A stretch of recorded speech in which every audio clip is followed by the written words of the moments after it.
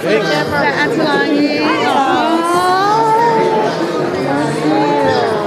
me? Your favorite music. Oh, really? Why you going that way for the camera?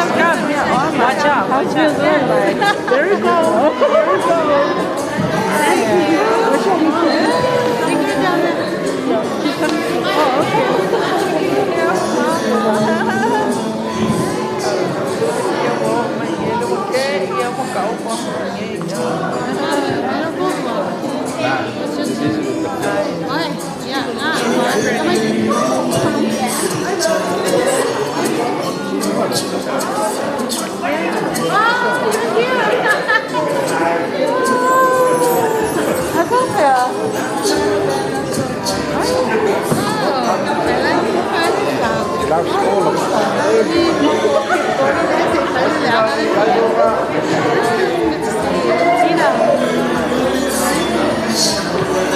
And who is here?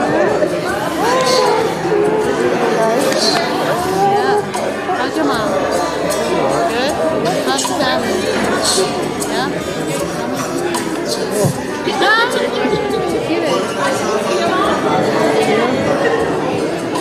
Tulani, where are you going to sit?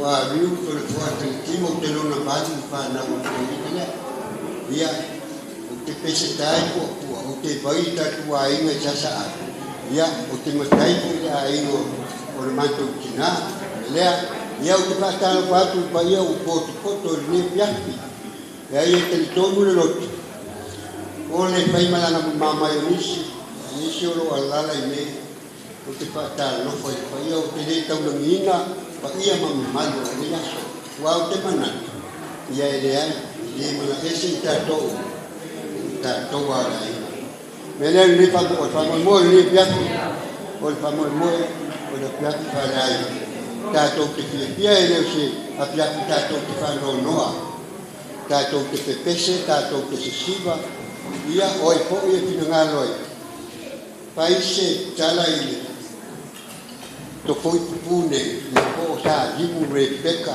Toleafoa ia oi mo na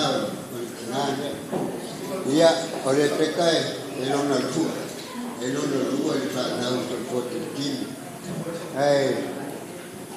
o sa mamawa na tu tene sa au ala no sa ole tama tai na ma wa sa ma pa muri ma tu ai ma ai mai ni na to te si le me foi na ya la ina se a sa o to wa ya te a o fitu su to ko sa o me tu a le ala o te fie te le aso e fo ai le tu ya me le a o ni am tai na ta tu fa mo le ana se fa mo e mo ya pa pe tau te o mo e le tu te o ta to su na ina na ma lo na lo fa ia ele o se tato ina unifo na tato vivi ya ma pesa fai ma tato ma tato fa mo le ia la tato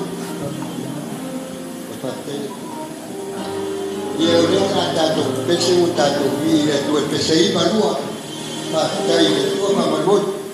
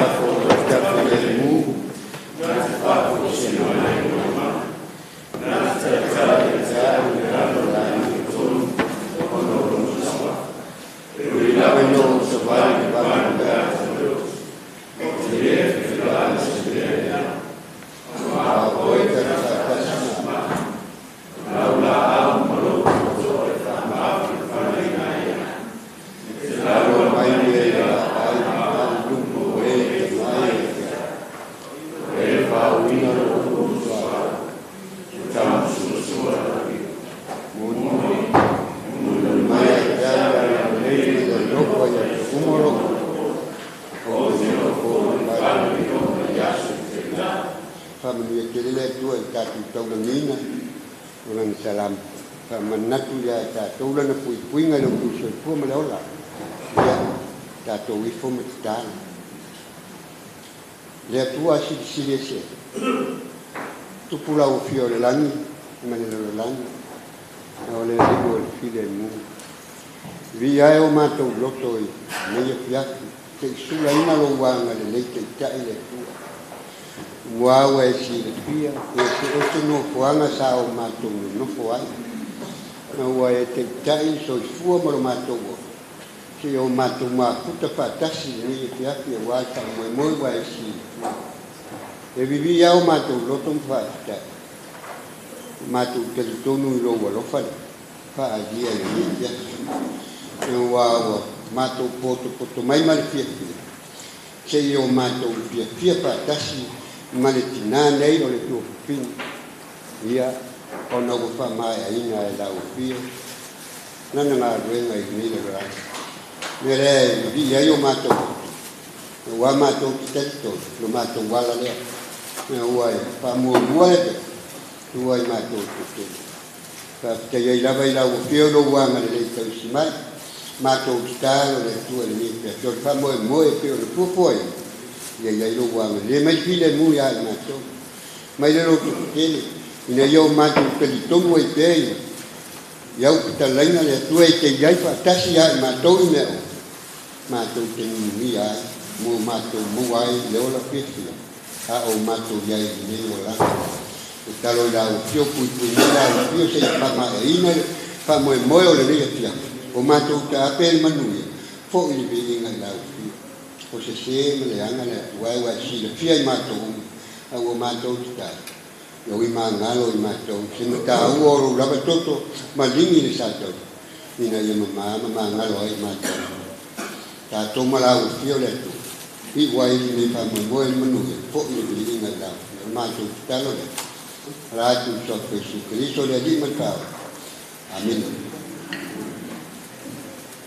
ia o le ua ke ai ni pa mo ni ya ta to te o mo i le tua wa o ia na makua o ia na te taima ta to te pa ina ia mo ni ya ya ia le bona i lava ona va tu le porcala ia o le ava no le nei o le ava no le nei le o te le to lo wina lo to pa ia mo lo to mama o i lava fia paisa mo di mau o ai po ia fia pese o ai po ia fia sasa ya va no ne lo wa va no ne le po ia e fa fonga mai la to umo mai fa o le mo mai sa va no tu atu ala va no pe a fa ai lo mai i va nga le pa ia me po ia o da po ta o le po ia le to te mata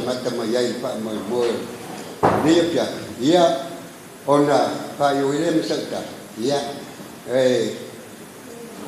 malai u sawe a mata ya te o pa mo sawe pai sau tala ma siba ia ni mai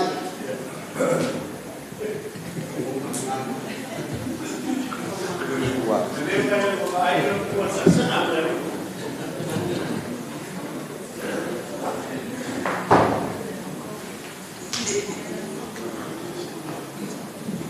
God is good. All the time. And so, we must put the matter over the way to only leo and not to own. God is good. All the time. All the time. God is good. Who has the power? Jesus. Thank you, this small voice come out. Koi amakala leo kamo mai ako fa from God is good. All the time. All the time. God is good. Who has the power? Jesus. Jesus. Power. Thank you.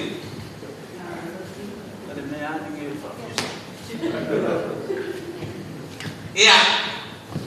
Ole di upaya sepaman salam. Alanga ya. e whainga tā, rawa na whaatino se tau mo whainga siwa I ile o lea pea o te lo lei ai whaasā mao. Le ai, ai nā o sa tala au te whaia nai fhoi e tu whipele I a Repeka.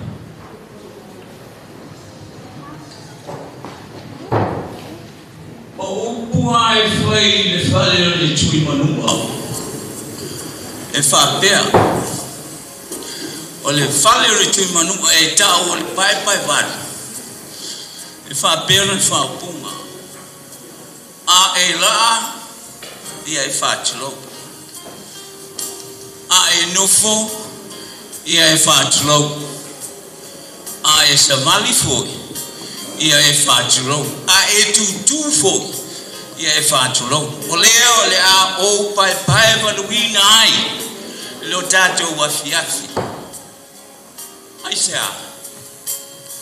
a leu whea ngai ma whesila whai lo tātou a inga atoa e le nei a fiafi o a inga te teli le a inga taulangi le a inga sa tuala e mau walunga o na whalupenga whalanga whaftai pua tō wāwhi o mai le nei a fiafi mua mta tātou whesila whai ona o lo tau whinangalo lofa a oso u loto vau e tātou te moli ai I laulama whaupunga a o saufo I whaatinonga o lo lofa ngai I a Repeka lea la o te whaatuloa tua I pa ia o le tātou a inga a toa ia e langa I whainga tā e mawhai ana tu e seo tu pa ia le fio le sao fio le tō ono le fio le taulangi ia wafsanga me Toleafoa le whale a ana tama mātua tama le aba le whalu polu tau fio samlo anga ai tainane foi le pa ia le ainga sa tuala le ainga I whalangi le fio le mapu ma le mamalu ia Salimu a le nofu I tu ainga foi le pule se li mani atoa le au fio le nao tatu a fiafi mai au a ona whalangi ia roto pa ia tu maulea na fa pele se menatu e tasi lava la umori mau ona ele umisa umafuta ia Repeka le fionga li sa ia ni umi ona uso e umi ai nga wa e pupu o fesiri ai sia lana na vabe ona o wan ese o te sa ili malo mo le manuia o so tangata a o le ainga atoa ia o ia nei le fiafine o le ainga I whanga mano ta atua ainga I pupua le lau o toi foi mai lau sailing I le tono le honei ia mata mo fia ia ia mai se pati le hotel le pati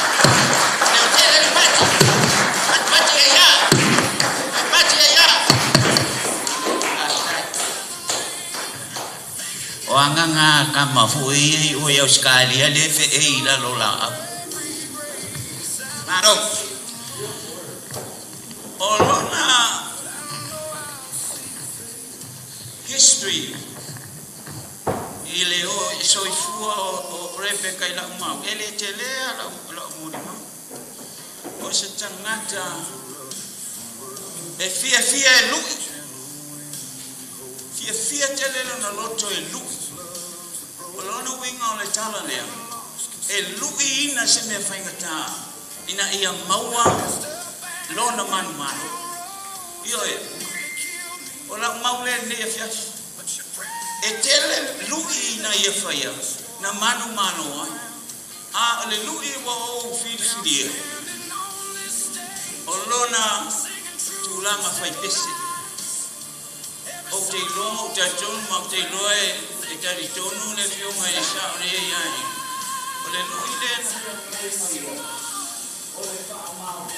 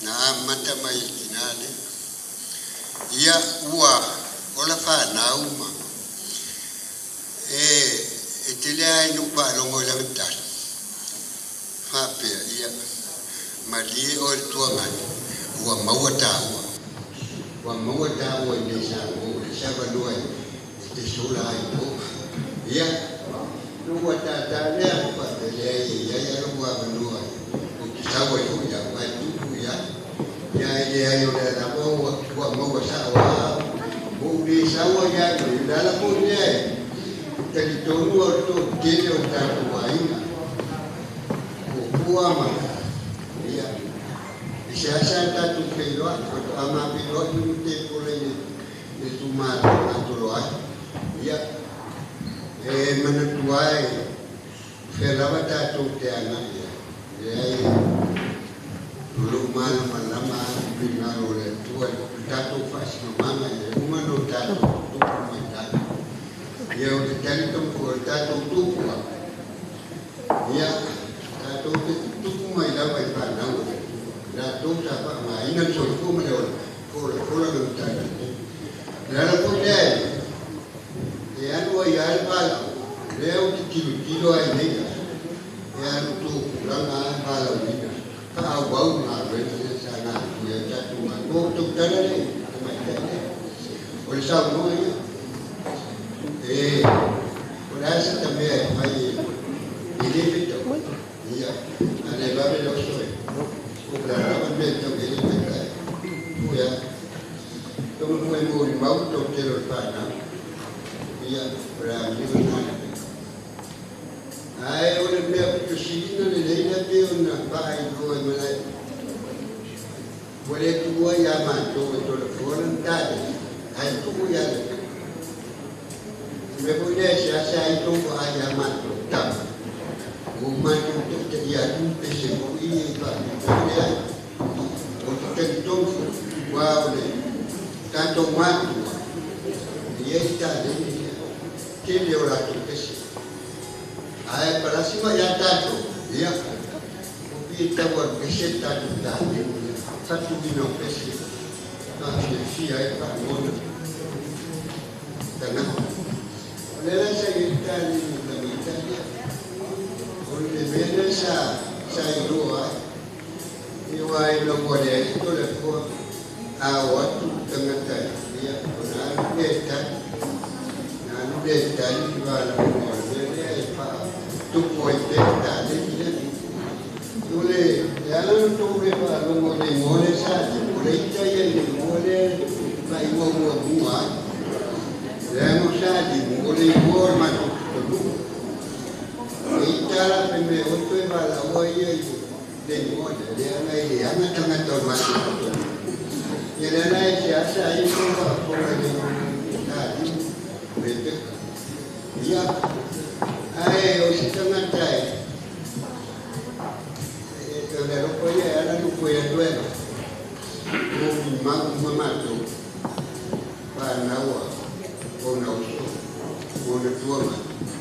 Jadi bukan dengan kalau mereka punya apa ini mau tinuk siapa yang tengah mengenai kopian pedalaman tinuk siapa ini luar oleh Repeka Toleafoa kita tahu nak berpikirnya ai matua mama ya kita tahu nak berpikirnya ai tadi oh winga ya utai luar leno payatnya malu nafia apa ulai mati dulu batasi na matao na ngase na vile tuila pana ya mtu tuila mai to watu mshila peo na yeye sawa asi mai pa mego sauta teo sawa katulia yayo teo sauta teo leo sawa asi mai ko na ando ne abnu ya ma ngale wala na tu jusida masolai ya la ndufu na wa samo nabai mo ma uso mtu pa pini nga pepa na wa ma tu wa ya na wa taulo sa pa inga fanga ya apa itu sasa ya mungkin taulo ma sasa ya fa pe pu la mungkin taulo ma pu ya ngangal na manatu awai kita utala suwa media Te tali tonu e na fai mai le tala finale ya jau. Wai fa fitu no su e man o te le au. Ia te le lo pe o ko le pe le ai pawa. Fai mai le tala finale ya ba a fai ai le o special. Te le vai ya. Pa dala me la wa fi. Me te lo ale la mo lo ne. E ai o le o na mala winga le o te no e tau si tatu ai ia o pia pia le ai le a o patu ia la te no fu o ma na tatu ai na mele o te mala watu papu ke lia au kuso mapati o mai si usu tatu pesi o le pesi ale e mate pe pese ai male te kape a matal tala noa ele leile o mai tu sabe ta tele maua o mai pe ta tu te pese ia ai mase si a lo mai mo ile ngol pese e più cada liro più te caliro pese na le la ta mai lo ia anga fuole ata pese na non fa sa buona siu sa buona na te no il pese ya tasu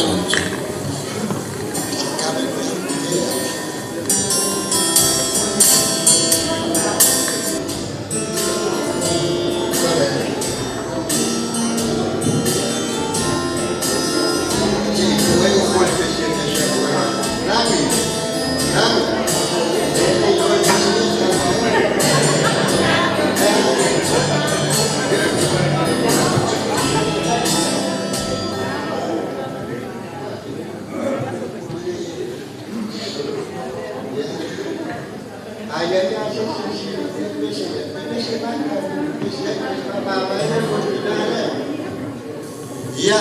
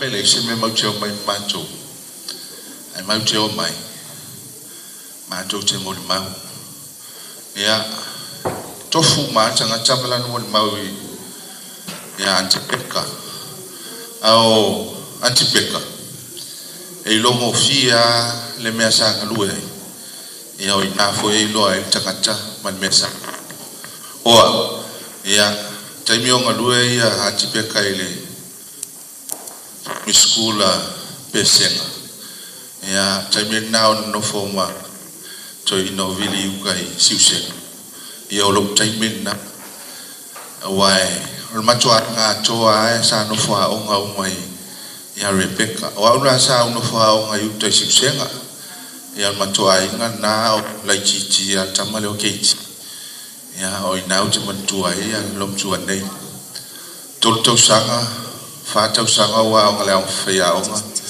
taimi antoal na sa uno fo ya Repeka wa o mana tu fa ilo le angai to telele ele lo na winga ya a Repeka ele mana tu fa mo mo se manu ya mo ya e fa mo mo se manu ya mo fa na wa lo na inga ya o man tu ya so lai ti ma tu ai sa vai o fai uma tau sanga e te meo Christmas ia ai ana ma tau le ainga e me tau Santa Claus ia awai leo tatu ba ai e tunu nei they have Christmas presents under the Christmas tree every year au mato ainga saba ia pau wa le ainga matonu e ai foi mato me alo fai la lole mato la Christmas al mea nai le ngano e lom tuan nei every year el watu ane peka ia mana tanga mapu o tanga palundi o tanga whanawai o tuisi ma mea ia tofu wa te maititi malana mea alofa awha ia toa limas fu tamiti o le matuai e limas fu foi mea alofa ese e ta pena Repeka mole Christmas ia sa matopele mapu ai asoi ma matofia tama ami ai ta maitionu ia ona ole alofa ni tina Peka ele alolo wolofa ia matou ai me se fana o toi no le o dilo tina lo motiva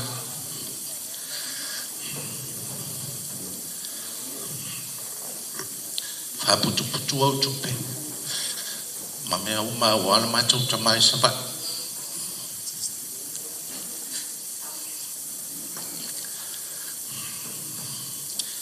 ngana matou leang ai te fai tama valea ai matou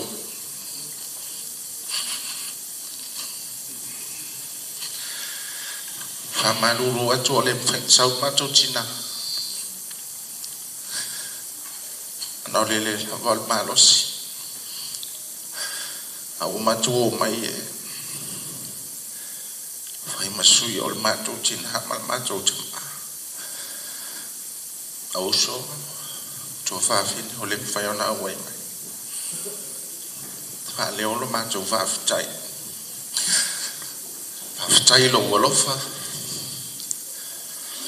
fafitai lo wanga le o ma to manuia e lau tala o ma to manuia e lau tau singa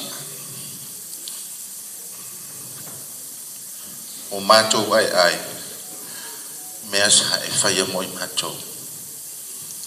Peka ele ngā lolo wanofa. E maile tala e lia ia e le saia. E na wasauni e le saia o le alu le langi. E mai e lia ia e le saia. E le saia. O le ase mea e te mana au te whaia mo e. E au te le alu le langi. Mai e le saia. Elia o te le mana o ai seisi mea. Tau ana wha lua mai lo wanganga moa. Peka aluia mele manuia. A ia wha lua mai moi matou lo wanganga. Malo olofa. Malo wanga lele. Ia tilo fia i wha nau alo wainga. Matou te alofa tele moa. Ia manuia lau malanga. Ia via fai ula tanga. O pesele o te mita ia o tau mai Australia. A fai la mea au lotu Australia. O te mita mau fai tangata. O pesele al mato wainga. Ia. O te mana o sul fai momo maltai. Fama vai atu ai lotu anei. Le ma vai ngata vita mai ona tana. O vero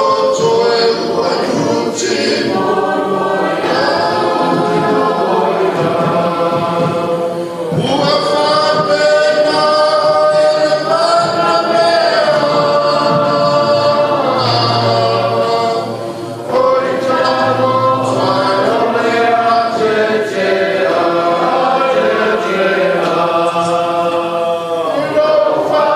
you.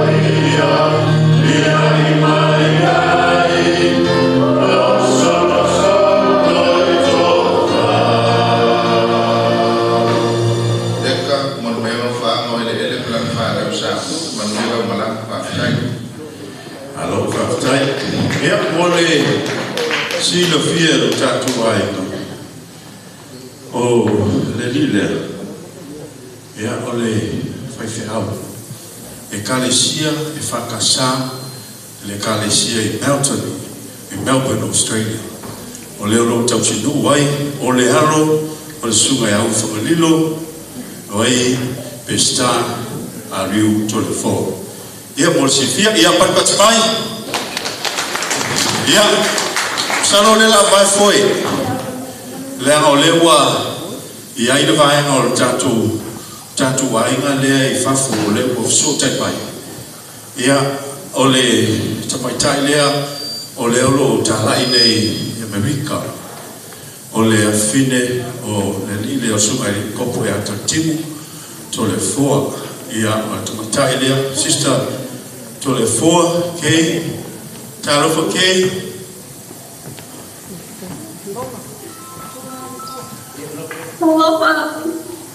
ia le matamata tatu wainga tuna tula vanoa ia mo lau mo mau lo maftanga mo lo tina. Okay, well,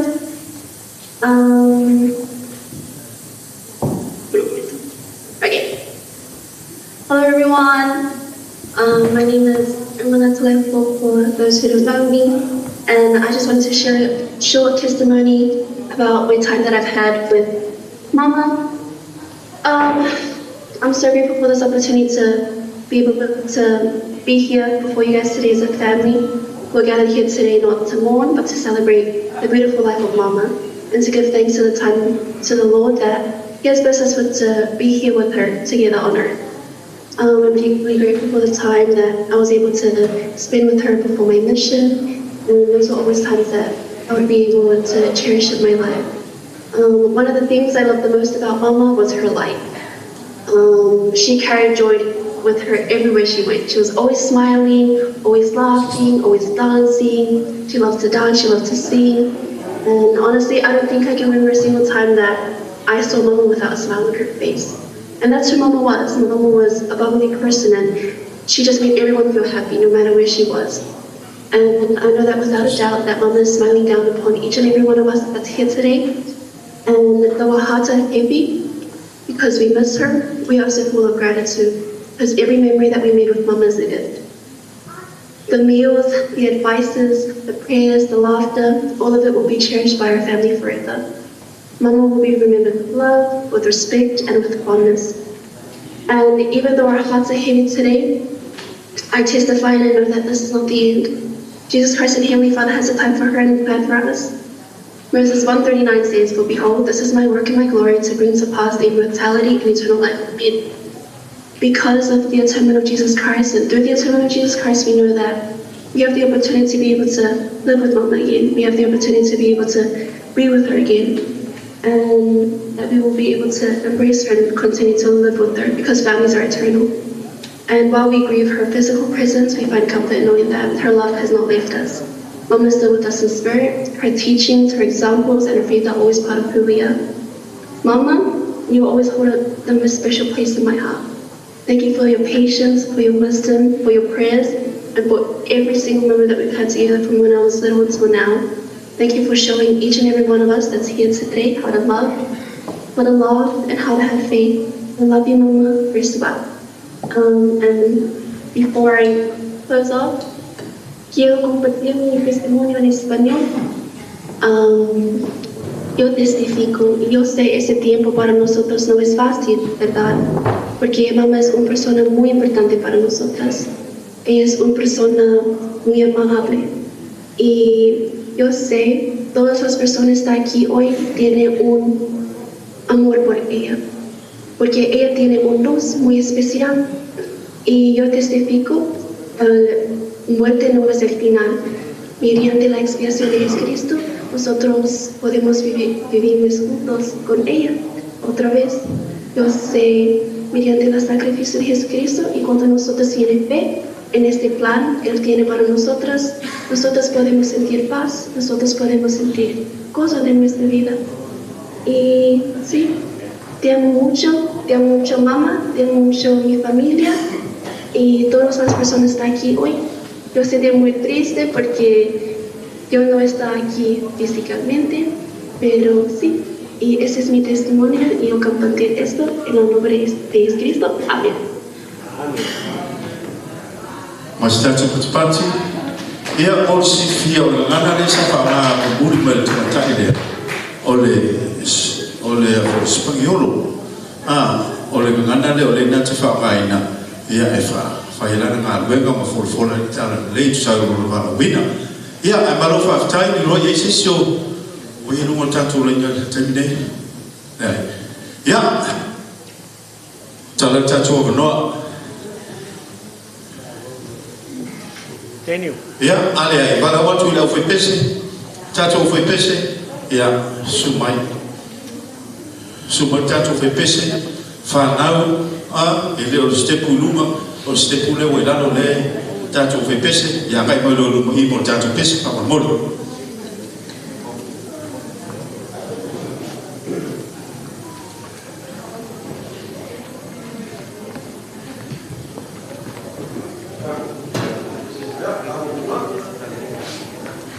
Tatu foi pese.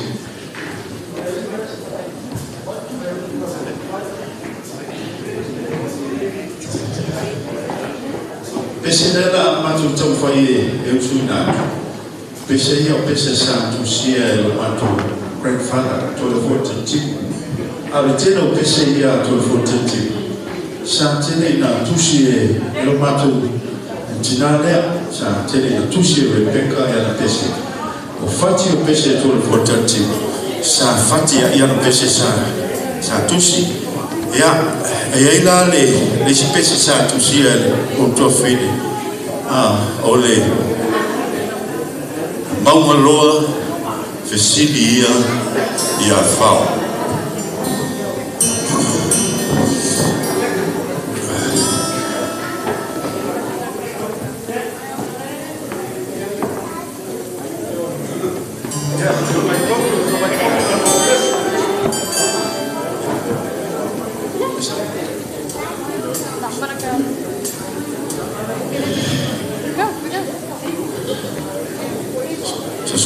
Somai.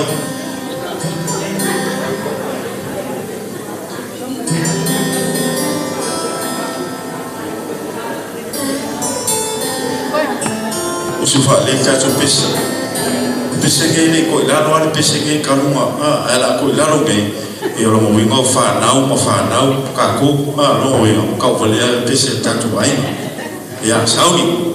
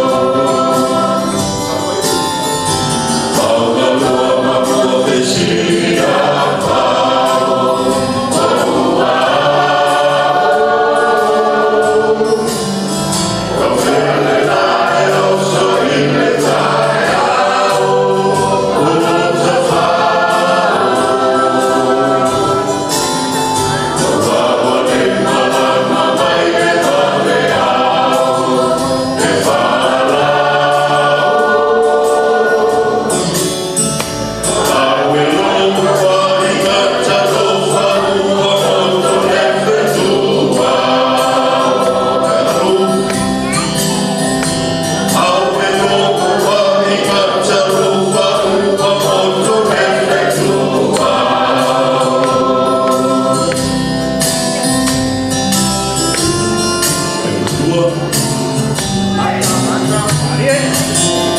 Now the time. Now the time. What the time?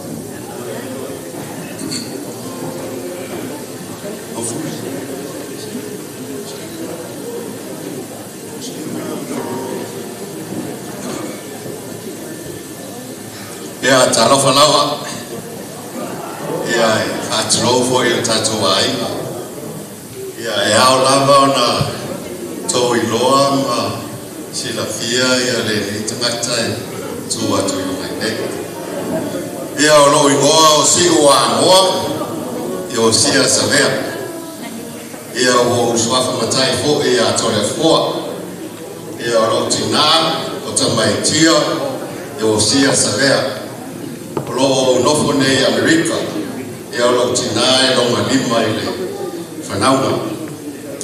Ia se talapupu lava e moli mau i le tina lea. O au e tolu masina i no whanau e tutuina. Ai o atu ia toina me lo tua mai au sapa. Ia lo olanga atoa sa au ola i Salimu whanga. Ia whapea lava o lo tina Repeka whapea sio tina o lani. Lo olanga atoa sa vai. Toa o aia i lo tina pewa o le high school. Ia ona sa o Amerika ai tia ia i sava. Ia taimine o lo nofo nei Amerika i uta. Ia toa ai o pepese umai o cousins ma. O wele fia tale ni le matuai. Ese ia o te fia pese. Ia awa e mau tale ni o le lo tua le o ilani lo tina. Fai business. Ia e fai la business i uta. Ato atu e Amerika e lo fai lo wala mātua. Sa wola i fo fai le fai lo mātua. I sava. Ia msano e lea i lava se sio. O mātou po la whanau o whao lea business. Ao lo langa atoa. O le fuanga o popo. Ma te o i nuu taitasi. E fua mai popo a tangata ia. Masani foi no tango tono le tana siliva lo tua o tupe au te maua ia o te anu ai se palau ai se pea ia o le mafuanga le na ai o lo langa atoa le aonga mai le elementary ia o le peka lava sa toto ia mato pili aonga o te loa sa fai le to ia business le ainga ia Arsinalea sa whamarosia lava o te aonga. O le peka ko ilo o langa whaleanganga. Sa o mawhai e ona o au vai le kālesia lea Yesu Christo lau pai o asanga tai. A wano i le me whai aonga i le peka i fusi po o vai ola. O lotu mākona. Ai a usau i Salimu. Ia o te lota iti. Ia o le olanga na o tutupu wae i se o mātou wainga. Ia a whai ho i le peka pese ma siwa i totono le aonga. Ti nalo ta mata te siwa peta te pese. E whai lo me aonga ia whai se whatasinga aonga e whai lo pese. O te lafia pito i tua. Lo te i la warwa. Siu!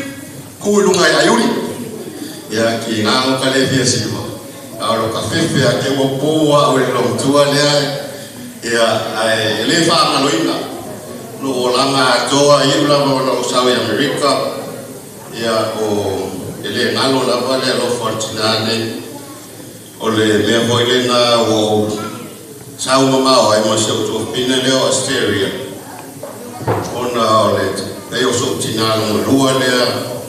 Lo grandma sa tausia pe o lo tinana le peka i ona lua ia toa lo tolu ia a lo tinana o whanau mai lau elende ona o le mato mafutanga o umi tele ona whaitamale nei tina ia tia ia o te loa e le aiso wa manoa tae ao Malaysiasu ia sa whautua mai lava ia taritimu i tele o tō whinga e whai no whai.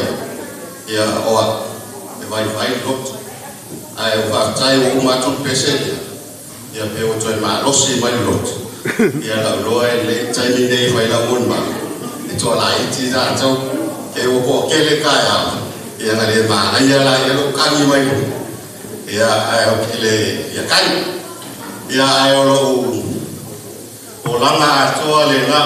Na iu lava o na le form 2 i fusi sa po tu la fai sa pu le au ai le peka ia tia ia esa tulia o Repeka e tu sa lava sa pu le ona pe o ia sa pa ia le au e o tulia o pasia tamaiti o isa roba mala ma to fusu i le tono le au ia tulia lo au le au o alofa uma lo kontu I sa kotula pai ia e watu le peta o Salimu Repeka e toi kawa rau mai ia e tuli long tua alu e kau kuli la kam ia o le toi sapa ia la ia fa uma la wa mai I fusi ia ai na alu lo le peta sa ia tu e fa wa wa la pule ao ia na iwa no toi o foi ia pia ia ma fa wa wa ia oma ia fa wa pe sen ia star pupuna mama ftanga ma se utina ia manuia la malanga ele ngalo oe mea sa e fai ia ma to o te lofa tele ia te oe ia o te lofa foi tato ai ngalo ma kuta mai lei ia so ia a to fio atu ia America ia a so ta ia tua o yo ia America wa ni se fio atu yo Utah Utah te iai ia partai lawa ia mastati mutmatu ia malo faftai ia lela vai foi lela tu tuta to lunga e ia si tama chaile ia mol ma mai lunga sa ngalu lui fatasi ma Repeka ile aonga pese ka fo sa pule aonga I Repeka ia ai sa ofisa ia te maita ile ia ma o ia fo sa pule lua sa ngalu lua va lua ia ma Repeka au ia I sa moa il ngalu ma ia I pese ka fo o le te maita ile ia o sister Alfui Brown ia le la inatu ia ina mono ia o sana mo mau pe ona taro mai ai ia mo tato sabi nga fala ai kan e fiafi tato gathering ia kamalo le soifua kamalo fo le tawata ia ai abinei nei taimi mali pangano e watoi se isi talaanga o le lama Repeka o se tina o te taua she was my prayer warrior Repeka I was going to surprise you angangei but o mafi ke le lope e sia wale o ngakasi le kukia male mele wale o ngakasi le kingo male nganga male fa le lao online aku ai abako se nga o mau fa kulo waku lo ko ai mamal e kusai male ngai kaimi o fa mamua ai ngai sasi sa o nganga o ke le o ai o ko sa fa nga Inga ini ia dia malak dia so famkalanga. But oleh ngai kinga esi dia mapele ya kia. Sa o masami ya Repeka inga o kamisyon ngai pusi sa isa lo fakto o pusi o isa komplapat. Sa faya o ngai ngwa o ngai ngai ya. Ake minga lo ke kala ai ala e kompo ya lo ngali.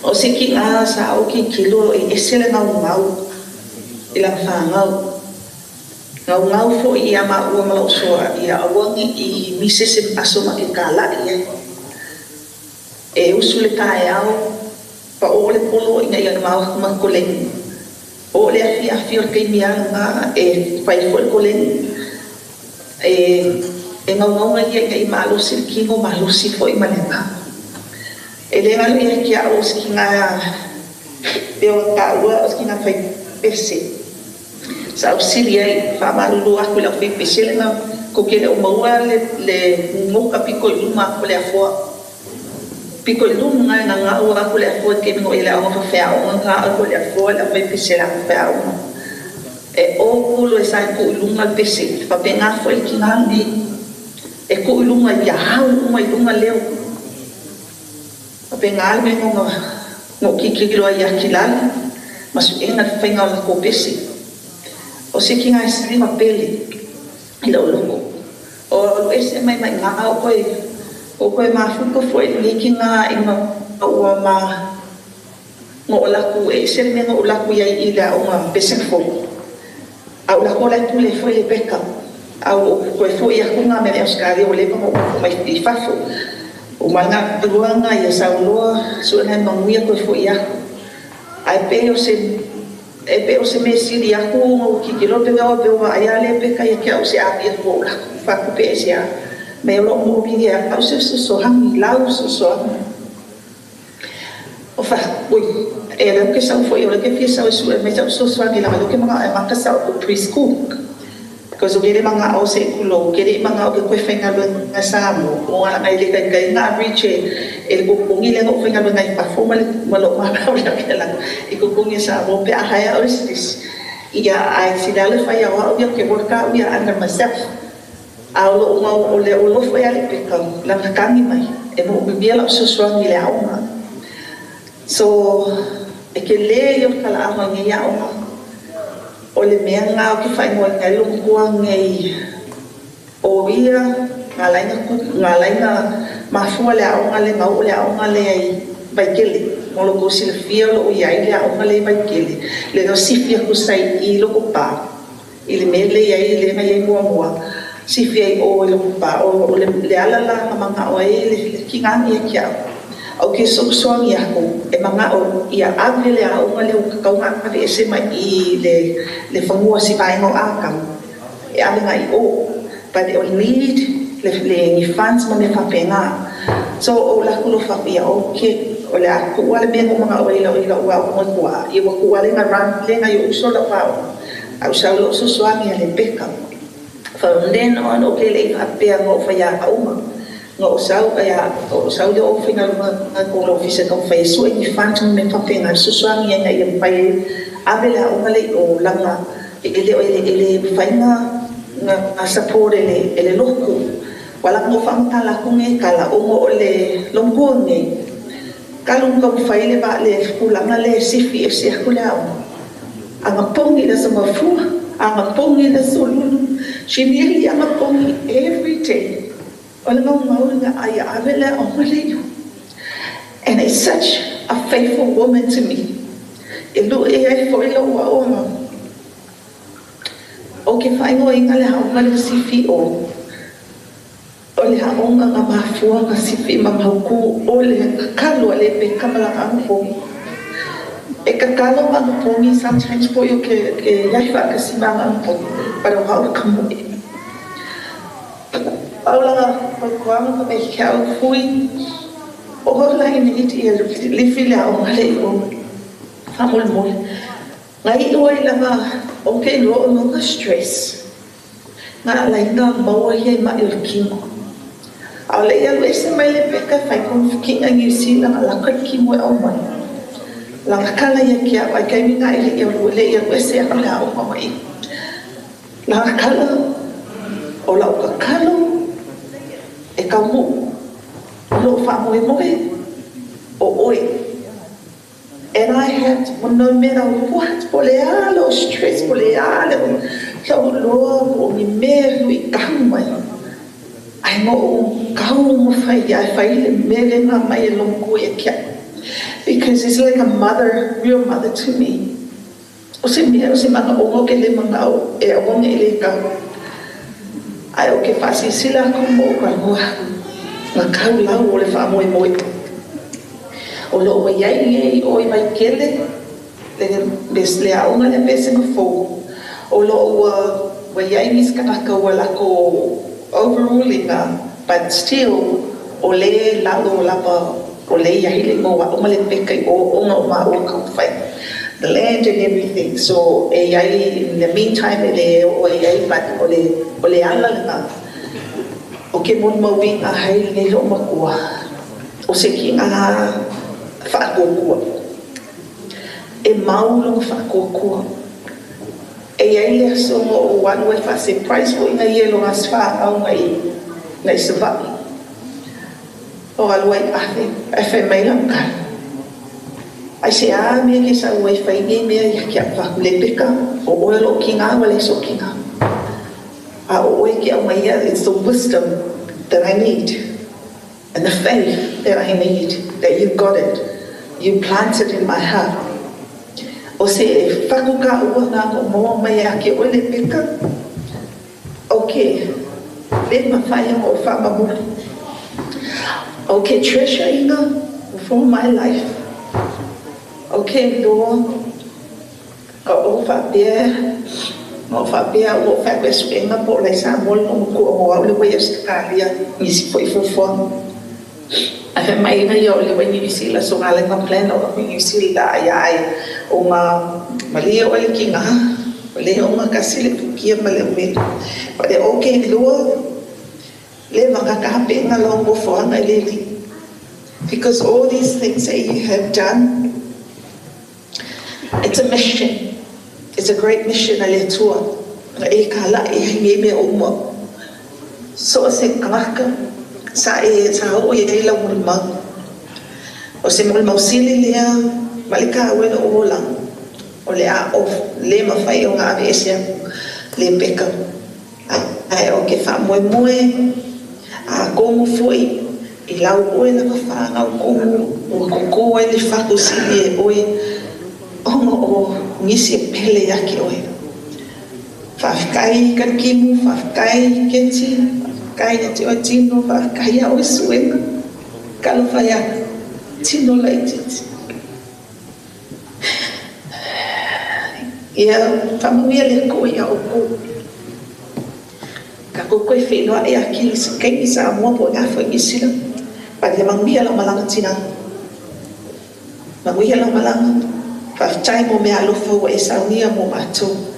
E le swafa Yesu Kiriso. Amen. Whawhitai. Whai, Mr. Brown, for the well. Yeah. Nela, vai foi. Yeah. Tato fe pese. Yeah. Kuko ke kip ko be ai mai mai tato fe pese. Mai sawe mai.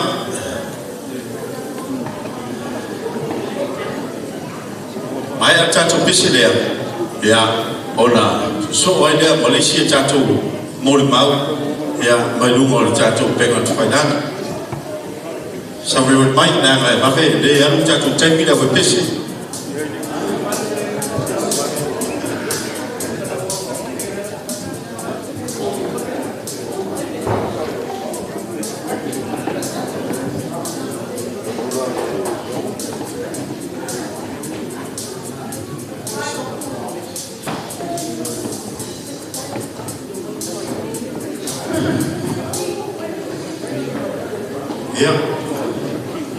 Peana fai atu e. Leo matu tau fai tu fatasi ia. Ia nisi o pese. Sa fatuina e Toleafoa Tauvaga. Ia ai sa tau fai ati nane. Ina ia wha ina fatu o pese ne. Ia fausia i pese sa ia. Fai, ela la matu tau fai. Tato fai pese, leo ku wha whongan mon maure sa fai man. E leo maua, ia leo pese, kau mai ai, leo na winga. Ka ku kau fai, pese wha mana e mai, pese wha ei. E leo le au pese mafu ai, e mafu mai, o le lea mo ko leo. Ia, rauni. Sofia e le tua tato pese ko mua. Tasi e foi upu, tasi tagi. Le au te whausoa tua pese. Tasi foi upu o tagi. Ia. Au.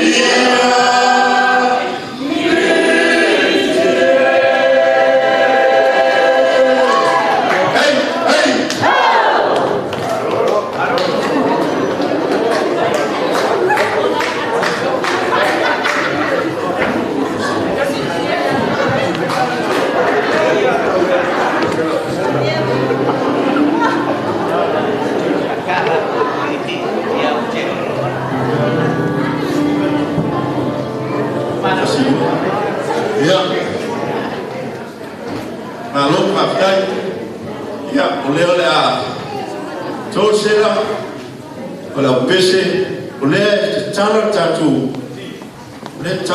tamu tanga e le se tengi tu atu e la mona le fia tau sani ma fia tau mafa help yourself e sa whai lea mai whaarolongo mai matamata o le wanu mo le tatu reina sunga ya mufale Toleafoa Tauvaga mufale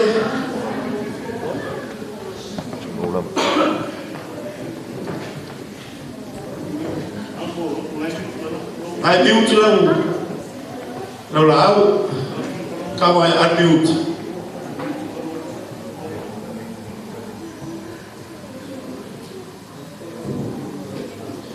Sei sauro mai o fale poa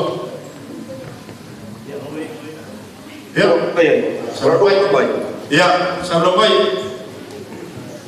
e mua na a wheroa i atu le pa ia manu tatu ai e o te iroa o longona lawa le pāngai e tio fo e le lotono o whai ona a vea le ato tina ama le o whai ona tatu tio e sira whai ai ma lunga nei penga te whai hanki ai o te iroa o ro iai nisi o le tatu a inga e le ana tatu te no sira sira ia no ni fo tangata ai mo wanu whai loa o ro ingoa mu whale Toleafoa la o ola mai ka mo e wa i Salimu Repeka o lo tama to fa o lo na jo fia ti la ni tercia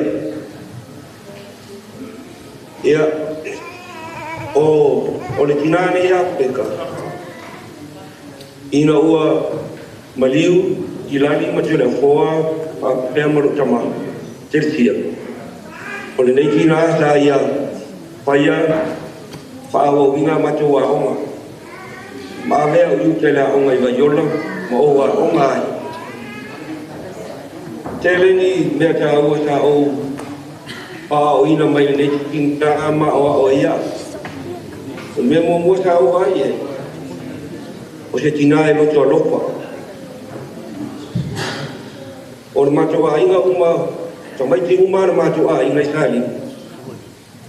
E ave uma lava mwha o uma e tina ona e mana o ia ina ia mwhai ona i ulelei ia o onga o si tina e roto alofa ta ia pina unua ina i mwhai o ni whao ina o a onga na umara o a onga i waiola whao o mai pesenga ma o whao ule ta si iwa waritaki ina o umara o a onga Samana o fori tina o te alu mission. Ia sa o walu mo whaawe le mission. O mafua ai o maua nei whamanghianga. Sa ia o ao mai e tau i mea o malawa. E mai te lava o le tala lei. E le ma whai o na ngalo ia tau. I lau tupua ai tono rai. E le i lawa sesi sa ia malue maalosti molo o langa. Wa lai o maua nei whamanghianga. Mau fina wai na ia o maua sa inga le lei mo wola te tonu ya o ma tala lei Repeka ele ma faina ngalo oi goto o te mana tu ina pe oi ngalo ngale lei sa e foi moa ka e tam fai e fina la vai ia fai o la mo se ele mana ia lei moa wa ma ku ai no pa pe nei Leo o mai nei Amerika, lo nei Texas. Lo o no foi mana panau. Peka e manuia la programa. Ele ma fai na ngalo ia cha. O lo to pelo lo ton. O eu se tina e rofa. Ele fa tua o ia. Lo o tam fai la ina yom fai lo o savali ia. O muri ai mele leita e faia. Pa tai tele la vamo ngaru nga leita e faia moa. O te alofa tele mo oi. E oi ina misi oi le vai partino. Ai o te tartono. E fa va va ainga. E manuela malanga tina. Fa tai mo le ava no e tato ainga. Ola mo mau atu le. Patai la fio ngai au famililo. On fare ona patasi mai sa mo. E mo mau ina. Le aso ole tina ia peka. Ia manuia lava ko kwa umo te toi o le aso tina. Ia o te alufa tele mo tatu ainga. So i pua ma ia manuia. Fatai fare. Ia. Tanwai ona ole ia lesi semacam ni lagi umur ni, ada lagi. Ya,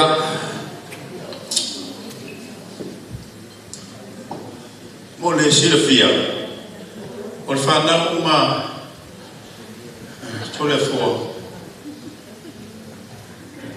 Macam curu, macam fa. Ia imoa ia macam macam macam ini. Arotina, ia masih sei moa ya Repeka. Na paua leo na lo afi. Ia ya Repeka. Leo wenu wala la fa kana na mo ba pole fa sa fia mai. Ia mele Peka. Ia. Mele mo ma.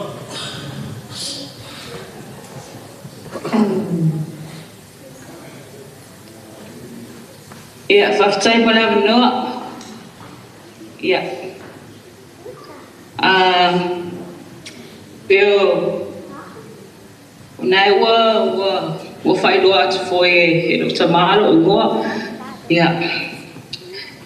Sa faktai lila se kau mau singa lo kele ya ai ka falo ko vai mai ela ka introduction. Ya, olo ngo Repeka Toleafoa. Ya, lo fia pai. Ya. Okay, go ya mama. Ya.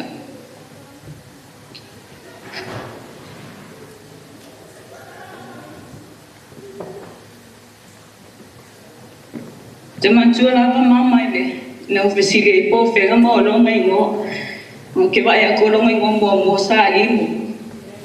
Ya, okay le lo pe mo ai sama wala makan mama fe mai waso ya ide i computer se le skala ia ka make it move ola i ole pule ku ngalo pe fa ngawe ke an mo pe ke la foi afisidi mai pule ngu ya ke ro nga pe si la fie ko ai o mama e ka fale ko ngulong fa lo fisidi pule ngu po ai lo mai ngo fa ai fa pe mama po fe lo ngu ya ai kali mama Salim ya ai ol mele wai ngomo wai mama ya Salim ako so ele Repeka kay mayo Repeka sa ulunga ingo sa mo mai ipese lo kama la ko umala mang siblings e kering mo mal ko wai ifatu wala tama ya mama has been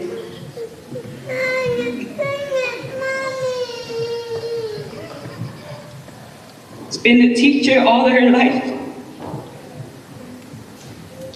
Payaong mama ya mako umama ko.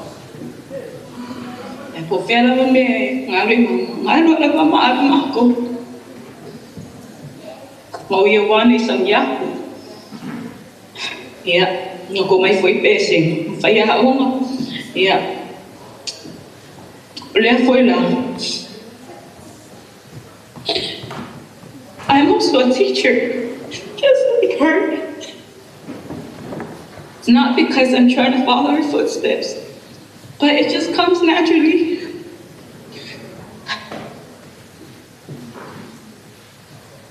O mama faya o pala o nga ko faya o ngasvali. Ya o fakasi la berfapalangi berfasamo. Afalong ako mama fa pelo kali pe uma. Eu que mai oi mama fa pe mai ele se kala fasa mo e ka pe uma o masalo ya falong foi mama fa pe mai fa pe lia fa pe mai mama ele se fa pe lia fa pe ngo falong ko foi ni se bun ma ya fa mai ko ke ola ifo anga ola mama o ke ni ko fa pe e ola ngai uma ka ngaka e ola ele se ola ifo mama Kaya o nga mama elementary, if you feel lava keu lang book. Mama has encouraged me to be the artist that I am. And lele so kusiaka ay o nga mama. Di mga wala pa mama ka may kuspa kikilea ka lang ko. And I love seeing her face. Pero mo kusiya siya kapakilea ka may kusi lai kilea may kuspa ka. Fi mga mama ka may kuspa kilea ya keu lang po. Mama I can't love your memories no mama. Keno kami nga umofo lang abe. If you love mama vili ako. Besisa kupe. O mama gini ba ay love ako. O mama ay fareg. Ya uma fareg fo. O pier. E mo la fa lo e mama bi. E su e kuwa ko le ha nga su e ku mama le fareg. Ay isit kay ni sa kau vai mama e o kalang o kisa. Ai sa kau so lang tenyu ma jen e oe. I ai sila ko kisa. Ai kau vidi lo umela. Paka o mga vidi mai mama e isi mai sangkupi. Ai le fai mai le ya o makio pakase e mo kisa. Ai vidi tenyu ma jen. Mama lo fa ko. Ai ko fu mala ma ko man me kuai mama. One thing that I always remember is mama was all about education. Ole lu isa puinga mai o ko laiki a fai ele ma ko kongi la o e ave ma ko fanga McDonald e ka silfia fo e pe ko silfia o ngal kasi lawan McDonald sa mo ai tongka. So, after my nakangakay fang McDonald, oh, you're in heaven. After I Leo grades, ako wala akong mawala o ibang ikupuila. Yeah. Sa akin na lang mawala McDonald, kinapangalan ko kuila.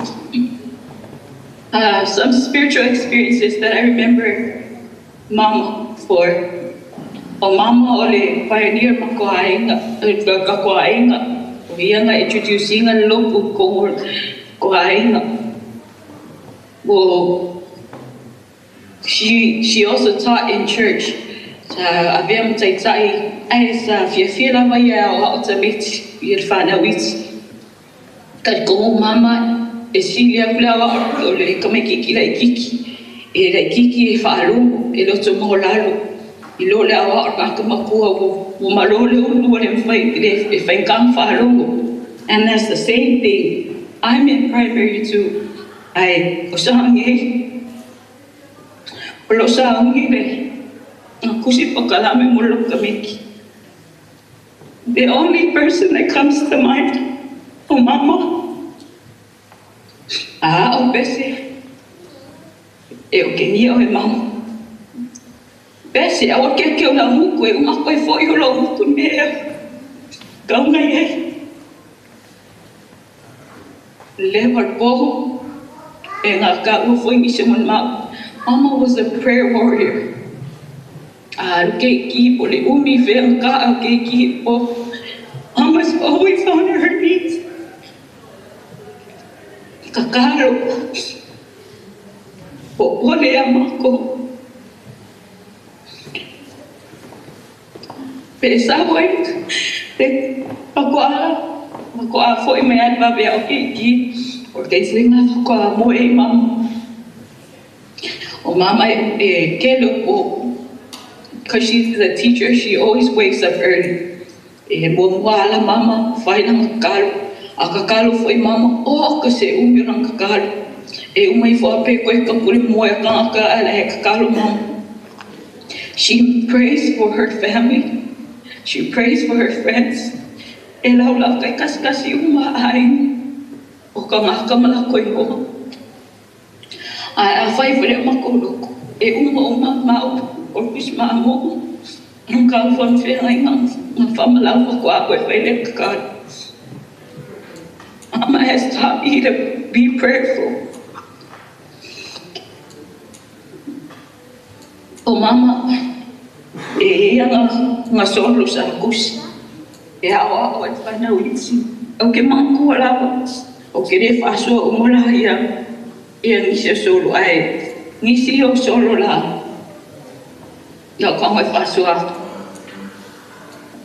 o le se fulua o Yesu lava na iti mai la fana ue so tongi fulua ave malolo toi hai e sa huaso e toi mahumai e le na o tupe ave me fafanga mafuo fatoanga fai mai malaki tofo tofo mai pe o te le to ina tupungia lang masa mai male Solomon Moody o le upol poto o ka se lau langi na fai ele atua ai o te le vaai fata sila o ula ta paa se sol fanua o mani fele le fo i o lang e fia ai in seti ai o te le vaai fata sila o ula se iau se sigareti ai ta te o fo i le vaai atu i le vaa leo nei me o tangata i lo lato fa o ngā ngutu mapu isu e fai maala asu o te paa ana ia i lava se pina ngalo le atua e ula te paa tangata se manuna te whai ani paipa i tum o tatu e whai maala asu te paa ai leo tatu o visu o mutu ia o nisina o suko sa tusie o mama sa tusie o mafo i matu la au mai mutu mai la pai te mi usangi atu pe na o le paa le limo o tau sama a tusie mamala o mon mau fi mana oe o te tūru mo te ngata tūne atu o mon mau le ngata whapirtani o a mua i nisi o solo e tūne mai i sa vali mo i tātou a whai e tō te e solo tūne atu ia tua i fo mamai tua e ane mamai e kakia ai e lengi o solo a mama ai manuelo malama mama te lupa foi sa so aina ia lo o ngala wa tsalele ta tso e vai a mama ta tso te sangi si ta spanu no ona la misio ia le ne ola mo se muli la no vai ama malama me mama lo pai foi pomo i hawa se muli pe le sa o pushi tso e se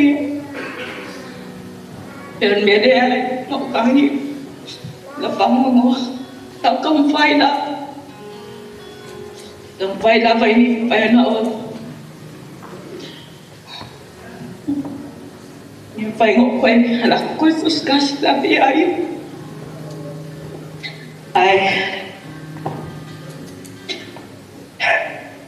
malo si lo loto ma e o sta so no to vai a mama e fa va ai na be a fai la to vai na. We always say families are forever, but we gotta do our part. Ora un maulia, te lo tele, te lo pete o mama. Papetai o meu opa.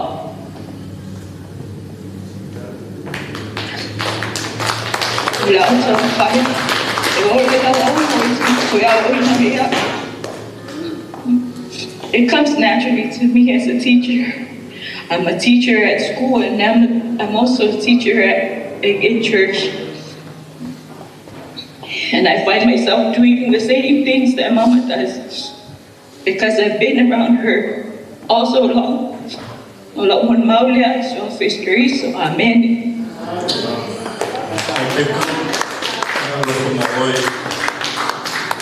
Yep. Quando me chama para o parque, ia o se whamalo si foi o mau nei, ia po ina tofu e tau maftapa. Ia, lewa, au mai le so sani mo tatou, e o whangarino.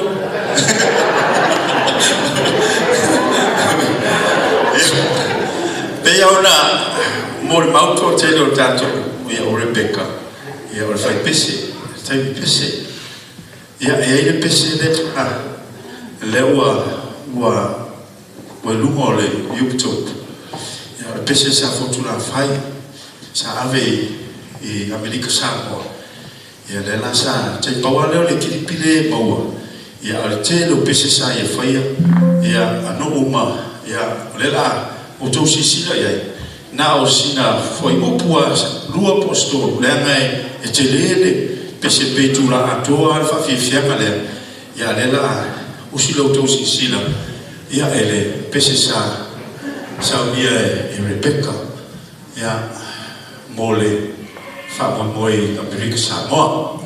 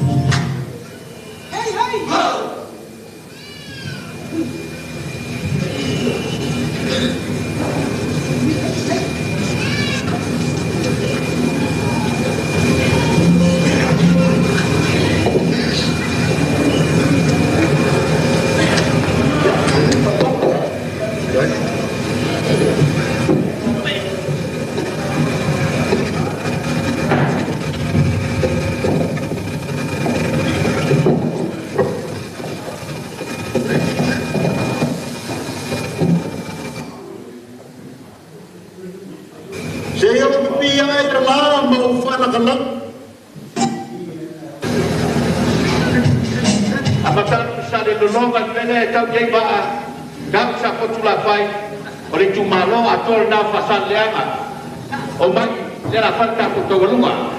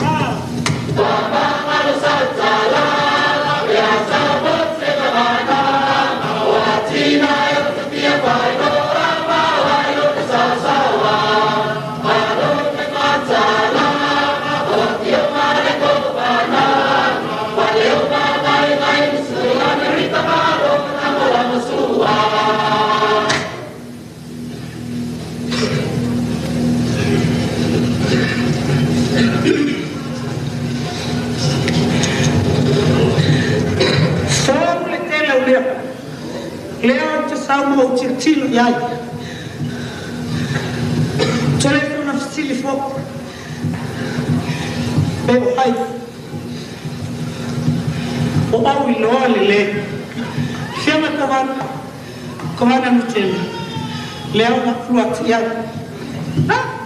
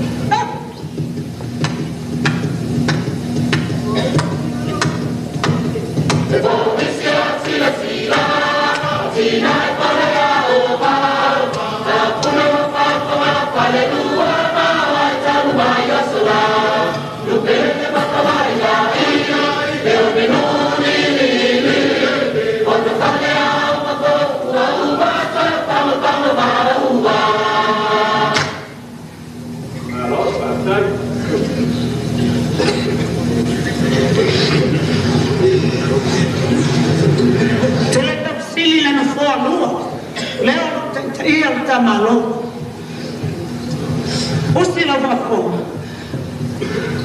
Saya matu la swainga la. Matoi fia la.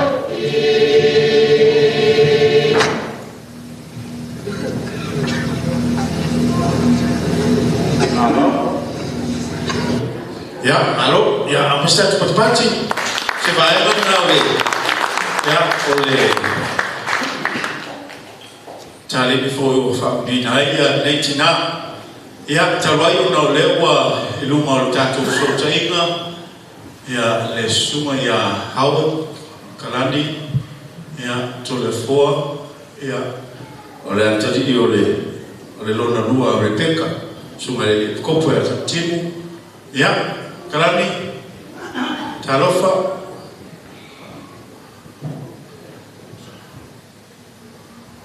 ya Talofa lava right ya first trailer mulai ni no tuina mai faso atu fusi manatu simboli mau ya mama ya hari faso asi manatu ya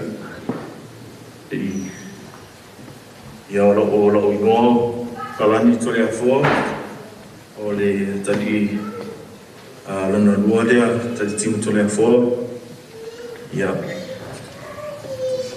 oleh ola si o fine o evident maybe Toleafoa dia o dia o kira kasih ada ala lava maka kude de pokalam si mam ya ele umi foi lava o de o sina upupu wa faso atu silomatua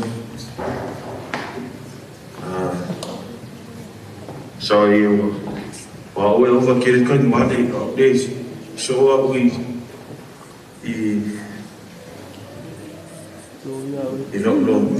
lo kimar kan wade o ne ha wode ye o se wode lava kude ya so si mama o maruenga kwa wa mo sio ai no mo ki mo foi ngai yuta ya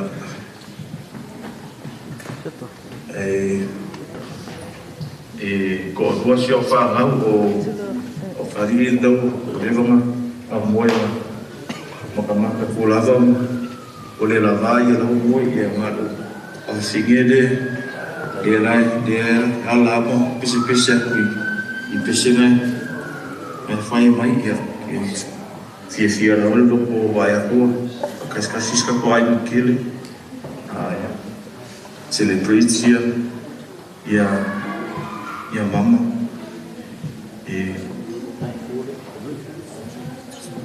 misia kwa chiro kwa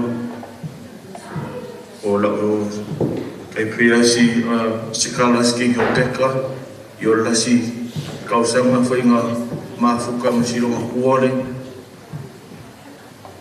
ole le kimisa sa wai ngau mai mi amplika ile fa ngau ora o kadi mo model tete lo se suru iva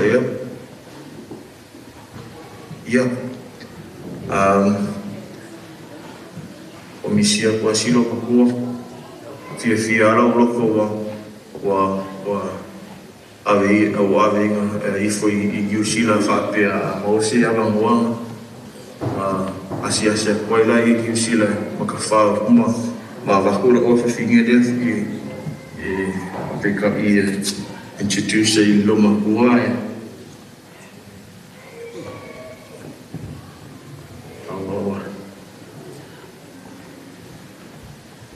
sorry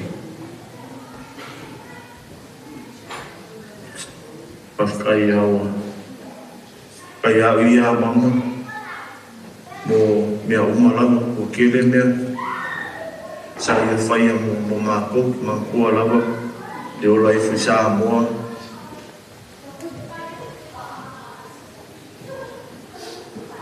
o sino makua I a o kingia makua sa o kala skingi o pekai pengo kala se se akut pengo kala fai mai I whaasa o me loma kua se isi loma kua mako o le mea the main thing whawhikaya kua loma kua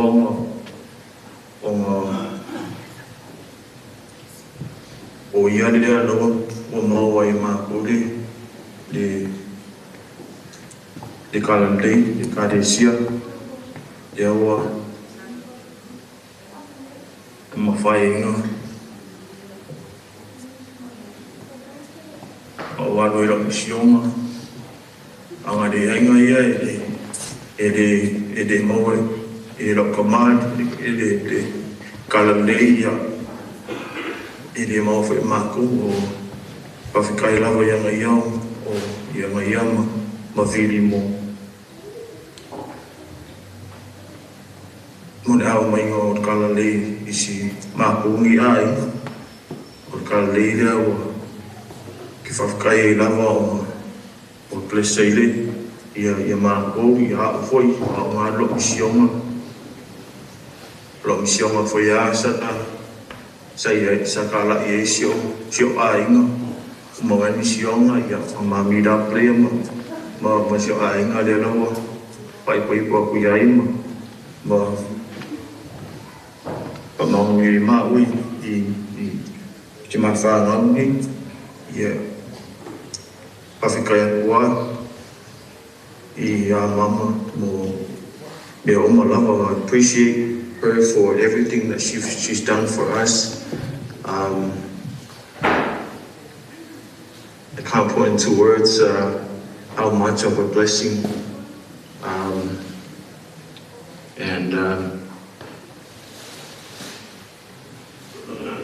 yeah, this week it's been hard for me going to work and I'm still finishing school. I have one more, my final semester for my master's program. That's one thing that I'm grateful for Mama is for always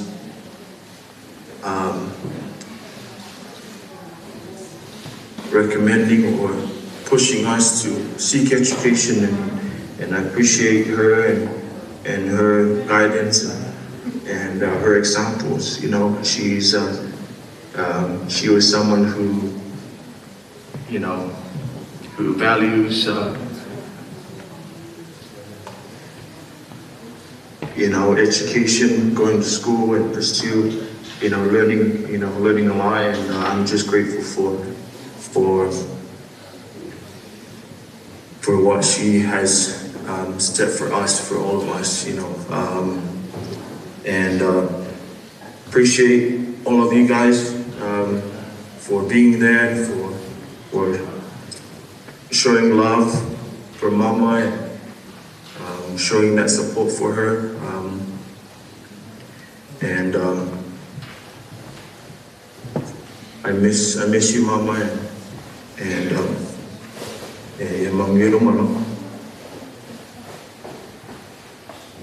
once again, thank you so much for everything, Mama, and thank you for what you've done for all of us.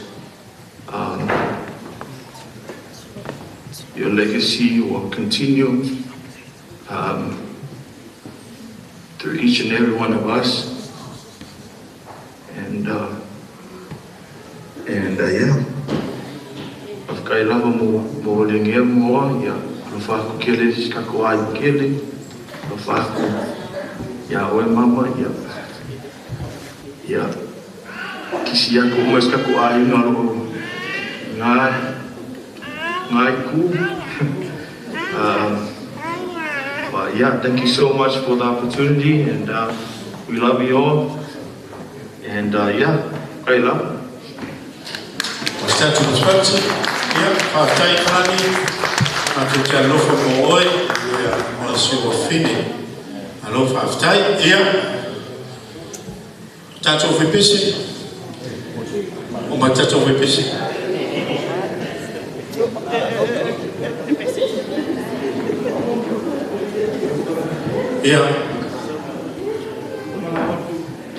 Hello to you, Kenny Roger. Kenny Roger Sumai.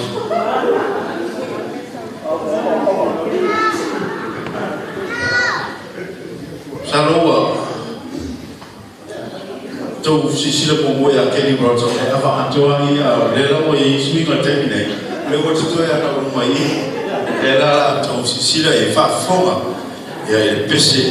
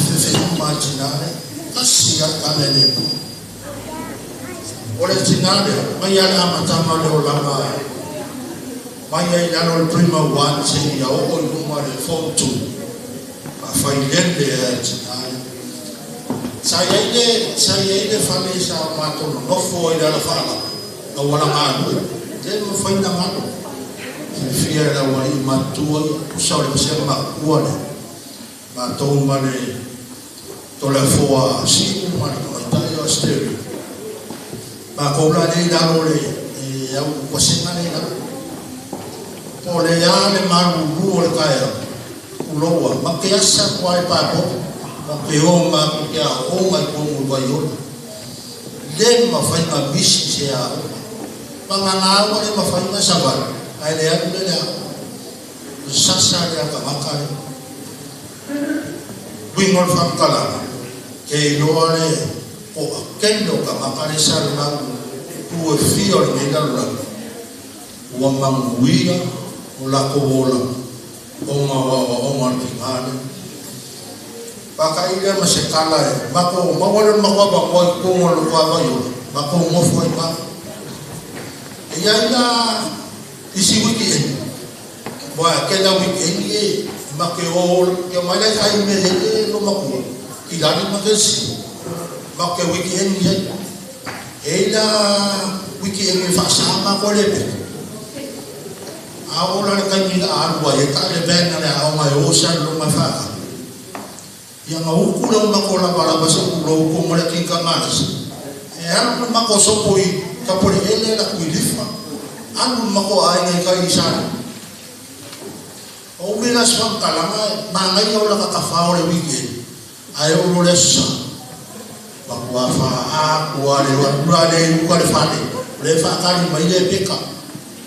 Ia e kausua se son mako aina moria. Ia o le ua pasua whamei le fionga mi a kore whongo. Ia o le uso le anu wama mori mako uka wa nakumofo. Ke le anga kana maa i e whai. E le sasana mako lo mako peo hiyo mako la whikanga. Kaya ngi mea ka aua maua mani e kamata. E o fo i le. O i fo le kai o papakiso. Le mawhana ngana. Palai meli mo sa vili. So se pese ki si mas yare ya mai le. Mea ngā le ne mo mimika. Le ngai o i ya ngā o palai meli mo sa vili. Le mawhana ngana. Loa na singa rao upupara. Mea ngā ke mimika i mo.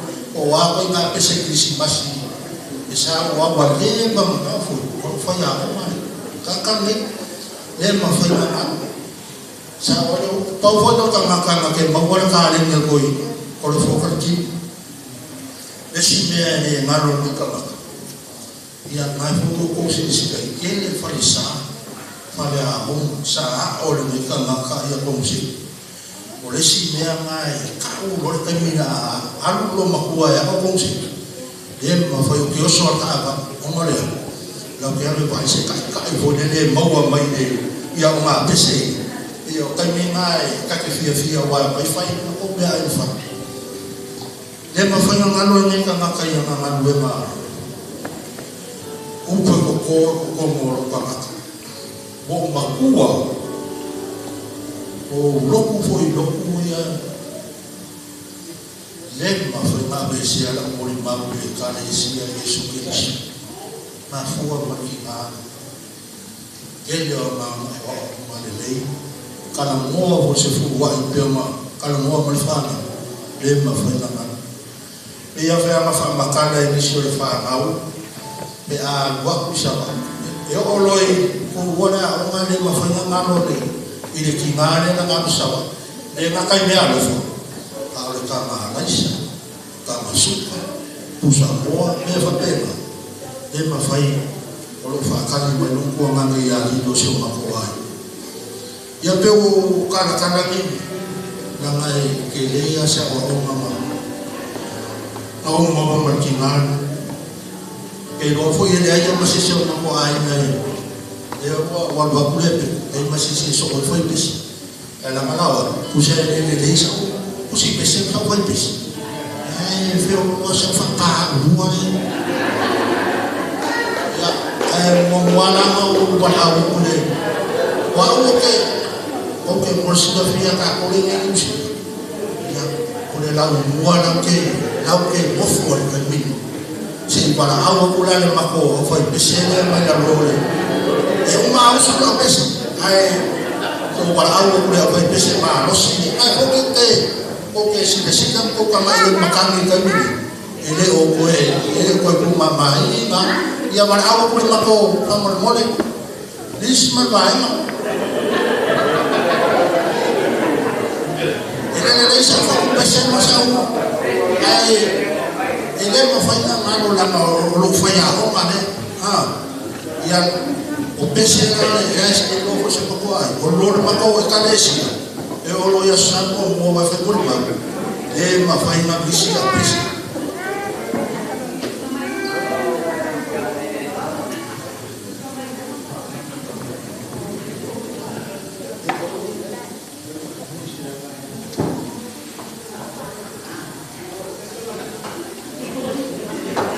ia caminhou sobre a pista ia era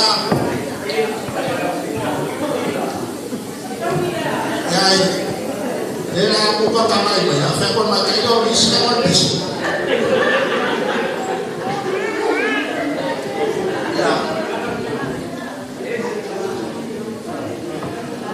this is no hurricane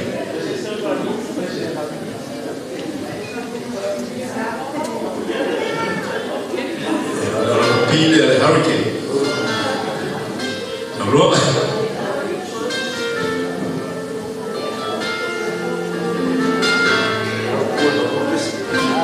Oh, my, to love.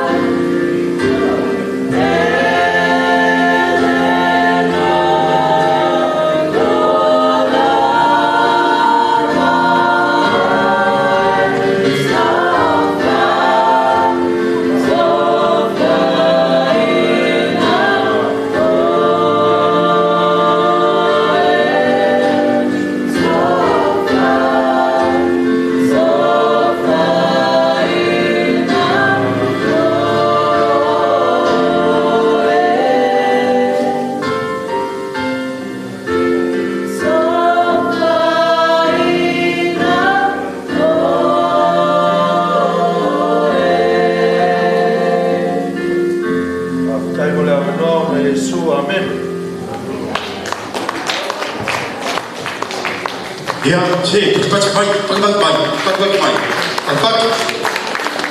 Ya, lela fai waktu lai.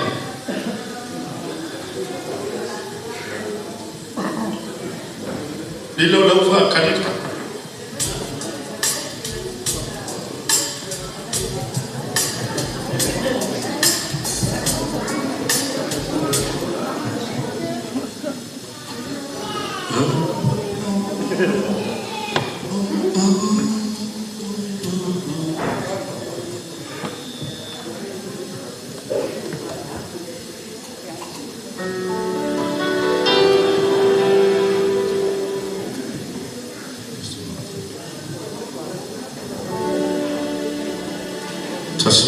Just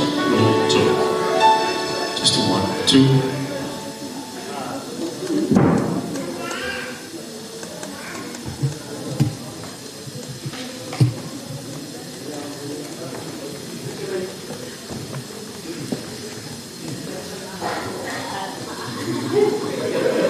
Ya pasti aku pakai kopesi aku luar ke Maroa, pakai kau cepai.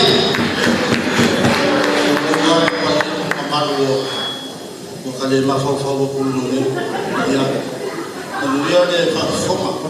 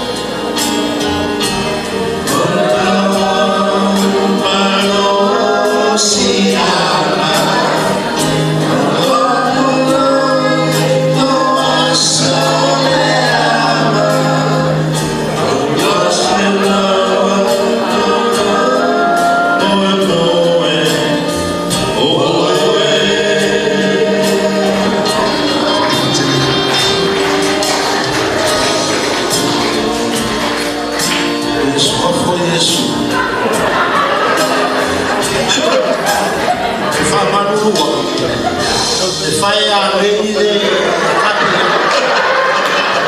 Kami o numa, e ko to fa ko forma ia le ba mai. E fai a rei kapia ko. Ya, mas lá tu berpat. Alo, buat ya, dia buat salah berkapia. Ya, salah berdoa tatu ainga, salah berdoa tatu ainga. Ya, pesta si, dari catai tatu fiafi.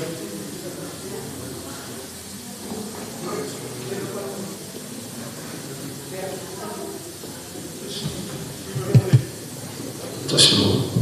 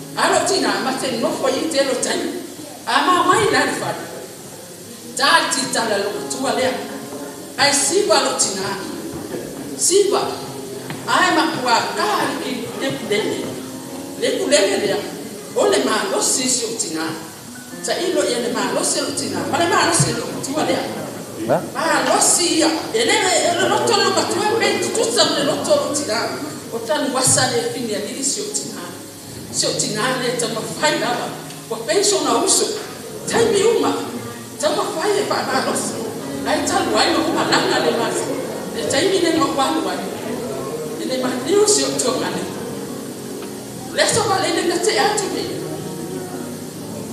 tu i ko tino lo to ngane ai ma lama le tai ai mi le atu sisi lo fana pa pe ma ye tia kolole Vamos, Senhor, tirar. Tainga. Manalo, tinga. Ale ko ti po na si tu. Ai to ta yo tu ba no ba tu. O to tele ta mo si tina. Manalo ta no ba tu ni ta yita si na mama tu ta. Si tina. Sa pa no wa. Tato bahaya tu, ini tu itu bersihkan matu air dan masa itu tolong tato air. Dia buat tato matu, tato air matu atas. Orang mana siapa itu? Mana fotoan? Oh fiati. Ini jadi. Apa mau ini jadi? Nak apa pensip cina? Orang Tama fai fa tingo de mea dia fa amau ore lo tinale o tama ya fa tuina de sigi dia dia tama fai dia o wasitai ai o te fa taya si o fa tu fa amau e ya la to ai o la ya na de o la ne mane o na sa fa ai dia na de o e ma to ma tanga ma tua te lo taini o te sia o e tinale Jadi tak cepat, jadi lari. Saya sama-sama. Saya cepat masih punya penelitian. Masih coba malam-malam. Anak apa saya mengenal? Itu serius. Fiau bem fai. Fiau bem. Tali le peta ese furo. Tali lo tina ese furo lua. Temina. Na mo temo na tua. Ina tala kwa. La lo telefon. Na tala ni na ba. Na fa so ha lo tina. Ba ta tala na te o le peta le uma.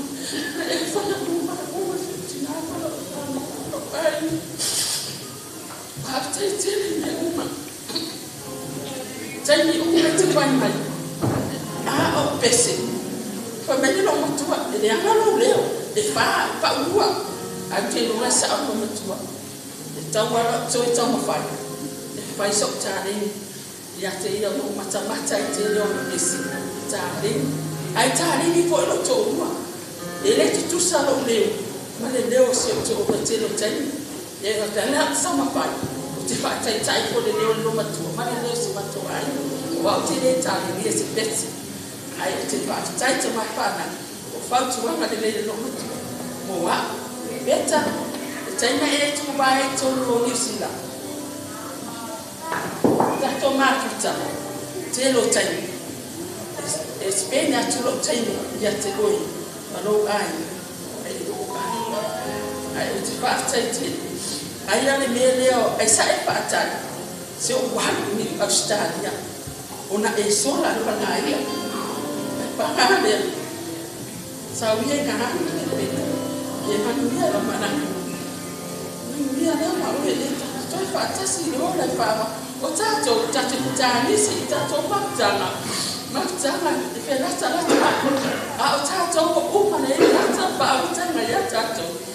Fa mo mina tato pana ile ola fa ba ayo titari to tate ma tama oya tina fa pe ko o ni na ya na fa tete ya te to ai bese ko ile nsi mo so ba no bishop tatimu ya tele bese suba ele muta tato mafta tana ta uma le to mu le ho E umao ai tate na futa pe. O te pai e una. Mana ngana no toba in his rough experience. Amen. Stato oleh orang macam ni, kawan saya tu, ya, suat, ya saya mai, jatuh berpesi, mesti baik jatuh, nipu jatuh pesi, betul, jatuh berpesi, ayo dia ni jatuh jatuh berpesi.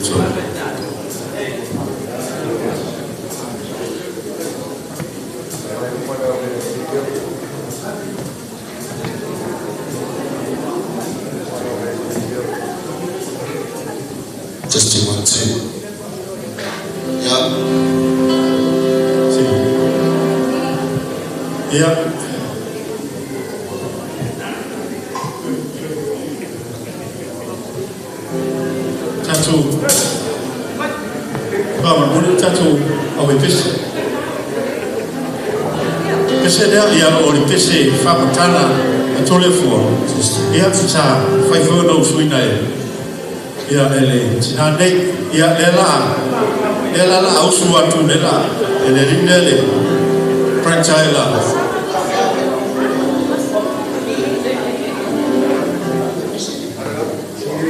sangat satu sangat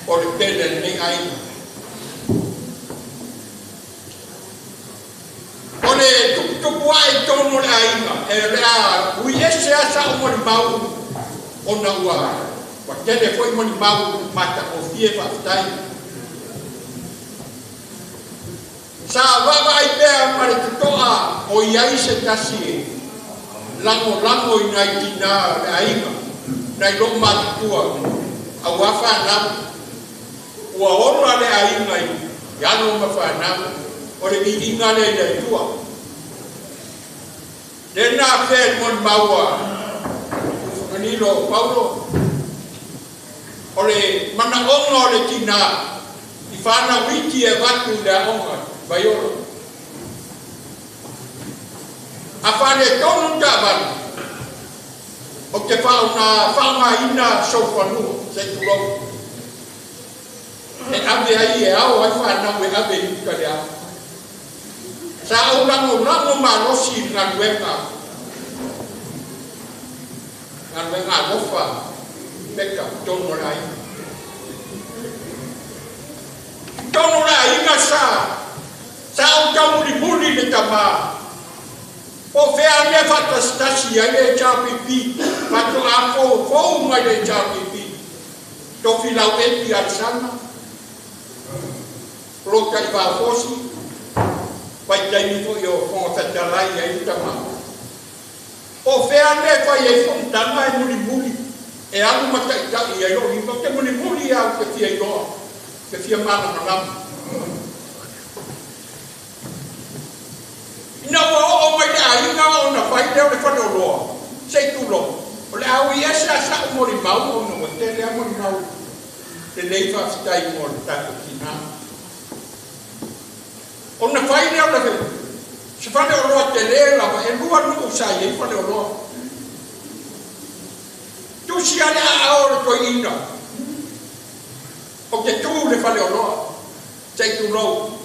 To te lea o matu ai. Ua oi whako i a wha. O mātua o whai ngā ruenga ne leis, ua leo. O noko roi nā toki au i ngā te noko ai. Pai mai roki soso ai, pai mai beka. A e alofa, au ane tata lale e tā nafu sesi tato ai. Po lo uso, po lo uafine tato ai na au. O se sosoani sili ona alofa ina ia orla le pesimisi orla whanolofa. O leo ko moni la o se whamanu ianga moa lo raba kukuae mo wama ai o ko i ona alo sa pipi ia i eno roto ona se sosoani moa ia manai whanau tasi whanau umana e le whaapito o ai lea. O leo kumoni lava o na ua vivela le whanau. E le iasa isi e le te taro mo te tasi e ngase o tato ai. Ai ai la taimi e plei mai e takata ia le roko o le ua. A fai te talo, a iku le manu. Ona fesili ngia le tangata le mana manapa, whafitai, o le mana maumata tō le roko a le ua. Ma le uinga le manu. Pai mene tala isi tangata le mana manapa. O fia aso, fia tau sama o te talo. A le ngiwa manu. Ta roko le mana manapa. A fai te talo a le unga le. O le alofa le o le tua tato ai. O le tali lea le tua ua fio mai au ina le akanga. Alo na fina ngalo alofa, pa mano roa le tino. Ua roa o na ma, o na ngase i ngaina. O le fina ngalo le o le tua, o lo na alofa le o, dani mai lo tato ai. Lea. E le whanonoa la. E leo se po whanonoa. O le po fia. Pe pesa si siva, fia. O le vi inga i le tua. O fea lo nanga. Dau wai le nanga. Wai a ao le tua. Whatani mai mo ka ua. Ta ke fia la a ta te le whanonoa. Whaftai la fia o ngā. Tō mata man whatua i a Le lava na ulia na patastasi mai matou matua. Ona yo matou painga. O le mafutanga o se ka mabaya. Pafitai le tua ese ele man malamba ita. Ai na le tua. Ina ua bala au le tua ia pe. Matou idoi o fina alo le tua. Awala mai a fio mai a mata pafitai. Yo ngato mata mata tua kan. O se mafutanga le na kusi maka songi ma. Pemoni dia kau lesi ini akta. Oleh umumnya, oleh polan dia tak kau kefia. Patut ai fai doa ini lesi buat fia tahu siapa. Mai patah lopan mai fusi. Baik ai itu. Lagi dia sedia kafah itu. Tak pena. Tak kau sahaja. Oleh pon dia pon ingat dia tua. Fa'afo ia e ale vi inga de tuolo na ropa leo tato aikino ia. Ia mon mauia e le omi o na wedera whare. Ropa inai tato a matua. Ai ua le awai mai pato o whaitesi. O na o lato kele i whafo la whaitesi. Ua le lama mai. Ai o loo i e se o to o lua male a whatini. Olaya olma to pese wale asa. A uma sa minga asa. Ta to bibi mo fa tai dia tu ole bi inga dia tu ono na balao. Ya tawina yang na le dia tu ta to ai na le. Mai mau pe na wa ta to ja. Ta to e vai mo ya fa pe ma sino. Yang na le dia tu ta to ko ya. Pa lao dia tu pe o le ala. Panana itu ia tua vai. Ai tak ele ngam pai. Pastai mo le apa pastai ta to ai ma. Pastai ono no ni po ono Yesu. No pastai. Ia. Kalau telefon no ya. Ya pastai mo le no. Ko tato ai. Sama mo na fia fini. Le fo no mawa me fia mo tato. Awa foi lá ne ma fa na ma lo ko no taia. Ona fa pe tai me lo sa ko da to 1 minuto. Ai tangue lo 2 minuto e mo le sa le so no ma. O tato sa mi no taia. Ona tasi mo le 2 minuto. La fia fini le wa fio me foi le malo tato ai. Pele o mo so wa no taia e todo o minuto ame mo na mele le o fai tato fa fini tato se tino na la fio mai o ai no mo le so taia ia ale le fini o fea me tave o ai fo e fia mala e tamo ficando e sa fai a tato ai fa fini ia le vola o tu la ia e to ne to va pe usa loto so teni taiao me ai e tol foi 1 minuto fatasi mala fanal ia o no tantimo Toleafoa to Sofia wa o le tamalo na lua Repeka e matua le ile o ket ia na lua ia ma tolu tu mai tai lo tino se tu life ia o mato fino tolu le ia le titi mai tai lo so Fai conoscere la mamma. Ya. Con il fanno a Repeka. Ai no, il fanno a Repeka. Con te musu ai fai si teni va petro fa fanno a Repeka. E no, il fanno a Repeka. No. Le fai il tono fa quel po' una lucina. Non mata ma sapali. Naru le lucina ma ave ma. Ole rini. E fai ngoi. Fai ngoi che ti fa le ta. Le ngoi mata ma sapali. Ai fai ngoi. Le ngoi tama lucina. Ole ngoi sa wala ole rini.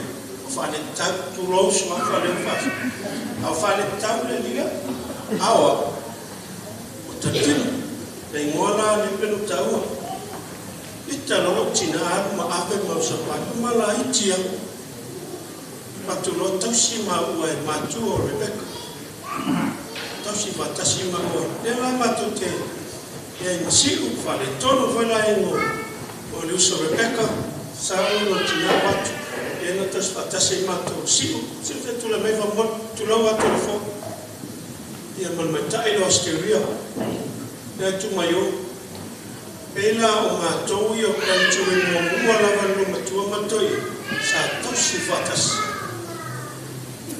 Te whai poipo lo anu matina, whai poipo i alo tafi. Anu watu malotu ai lotu ai molo tina. O le kalesia la i tono matu ai. E le fau le vape o Repeka na fau wai. Nanga no molo ai a telefon makilati. O ai aso ai al matu ai me lo toit. Ono no foi fica o tare pala. O no termina po kala mari kalesia. Escuso lo poio se la tai. To foi se awe mai. No foi ai me vai le kalesia. Sa no foi la foi o tala. No tele foi a o me fanga foi e tai o fai puro toi.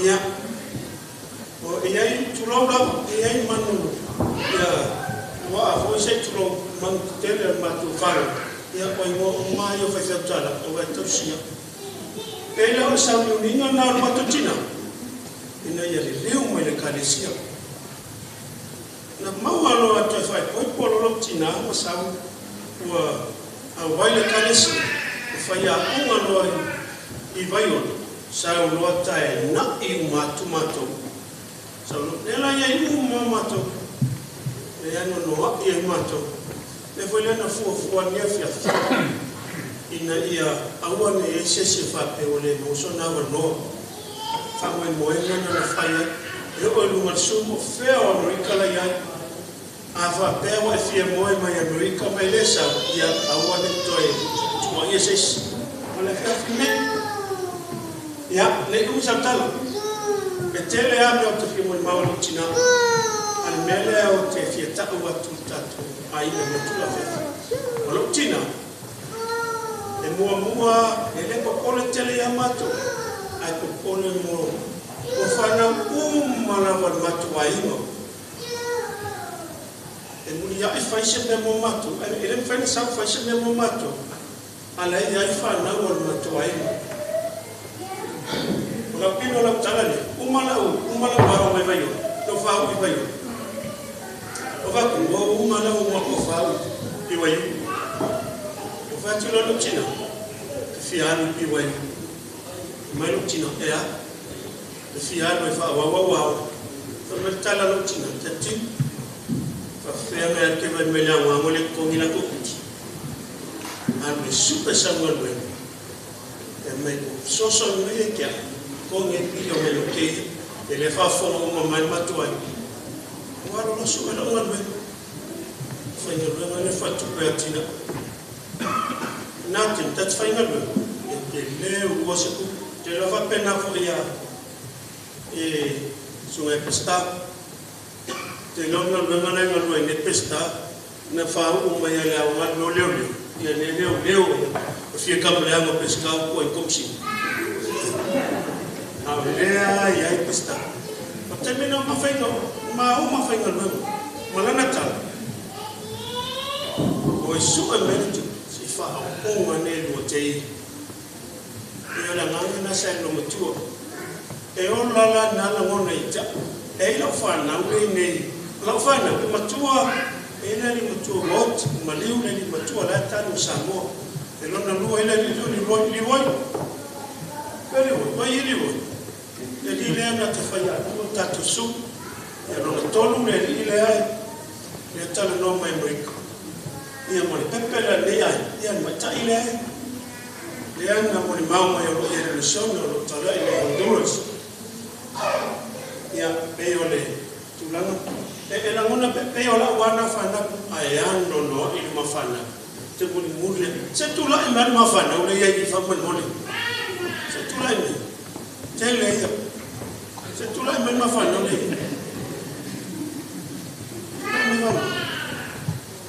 to te le o mafana o le ia e ta o ma o papa manani o le sa mo mai so le o lo ia i se mafana o na fai pe o le pe no tuale le van watu e se mafana o le van watu te lopo lai matamata ma te mine tato ai ma fua ma tuale o te awa o mai ia te ia lona lofa o le alofa le fatua o le tasi lea attributes o le whakamisiano ke viso o na ngona i o ke viso e le alofa fatua papea umani tua e lea o te whaftai ai i a pesta whaftai a tino o te whaftai a square ona o le whatanga a whatutua na tu mai na ua watu e maisha matu tina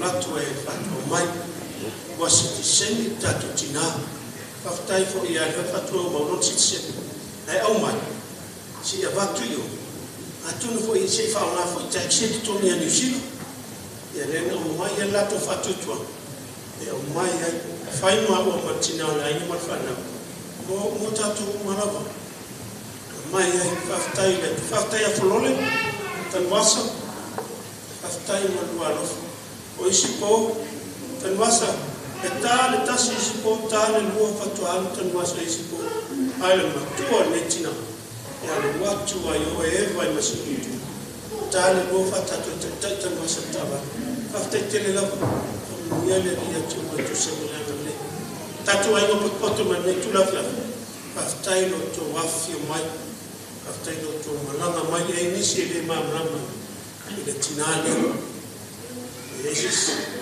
ai te loa e nisi taini ia fai stala e tu sefo ia ai limiti tem ai whaftai tele mono to wafio me mea fiafa whaftai mo mea uma o e la to uma no to wanga lei le aso le tina i so se vai ia o le atua lai se sila mai una fongo ia whaamanu le tele ia te tau ele lava sa matutala e lava sa matu e la ule tala tunatu o te whaftai a mitina pa me mule o te whitatu no la tunaua lele in si mawhine lena tala no me lunga stress lo matu oro whale tonu leo no so leo na stop o la tunoa o la wan wenga o te tela no travel o te whengolena le kanesio tela no walu sa mo ma waya no tole ma siro tina o tela ia o stop lo to o le to ya le o fatu le o tela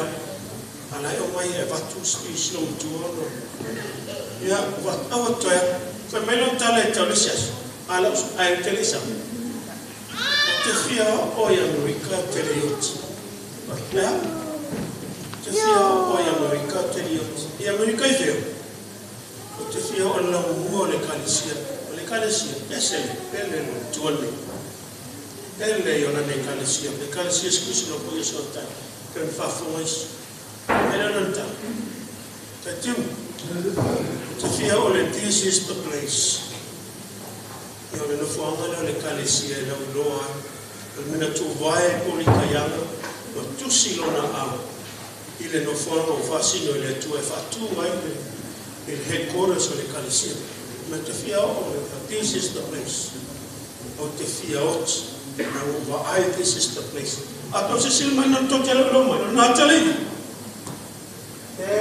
ne la lo i e o le fata mo le no plana mo ti e sa ta mo fati nga usanga to sai o bili atu ne tu fa fin mo uso e le mana o matina sa fi so ni ma ya la ta mo no to ya la mo te ya ni mai ya ole ma to ya ma to le fosil kusti ria o isi la o le ya fata no no na mo ti the two vai this is the place ya telo o maniulo tu ya o maniulo na lotu te lo ke ni sine na misi ya mato e sa ta mo fati nga na pa le ta mo ni e fai ya le ki ngani o se whaafoingo le ngāma whaafitai. O nā lofa le whātua tau sia kumai ama tō. O lau tāne le masamtalanga. O te whaafitai atua nei tula whiafi, tō wawhia mai. Tu ina atua swafa sikusi. Amen.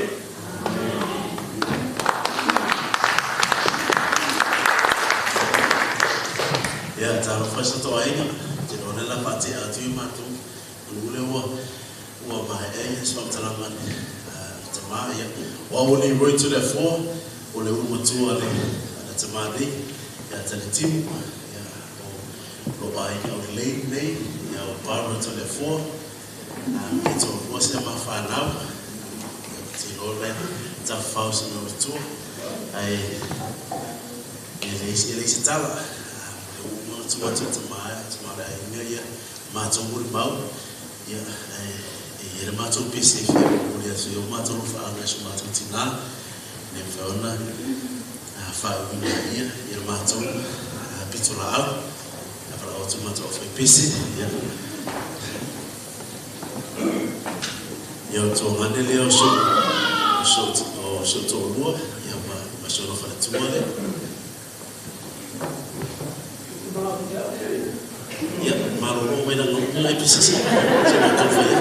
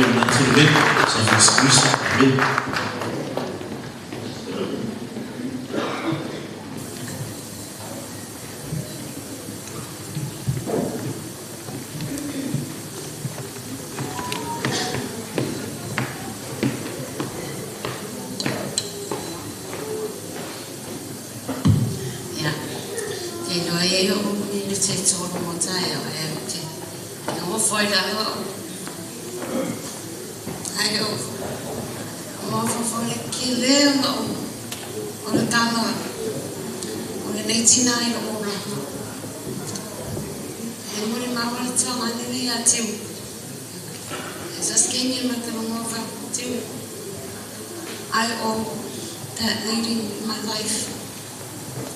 Mama Repeka, pero I'm going to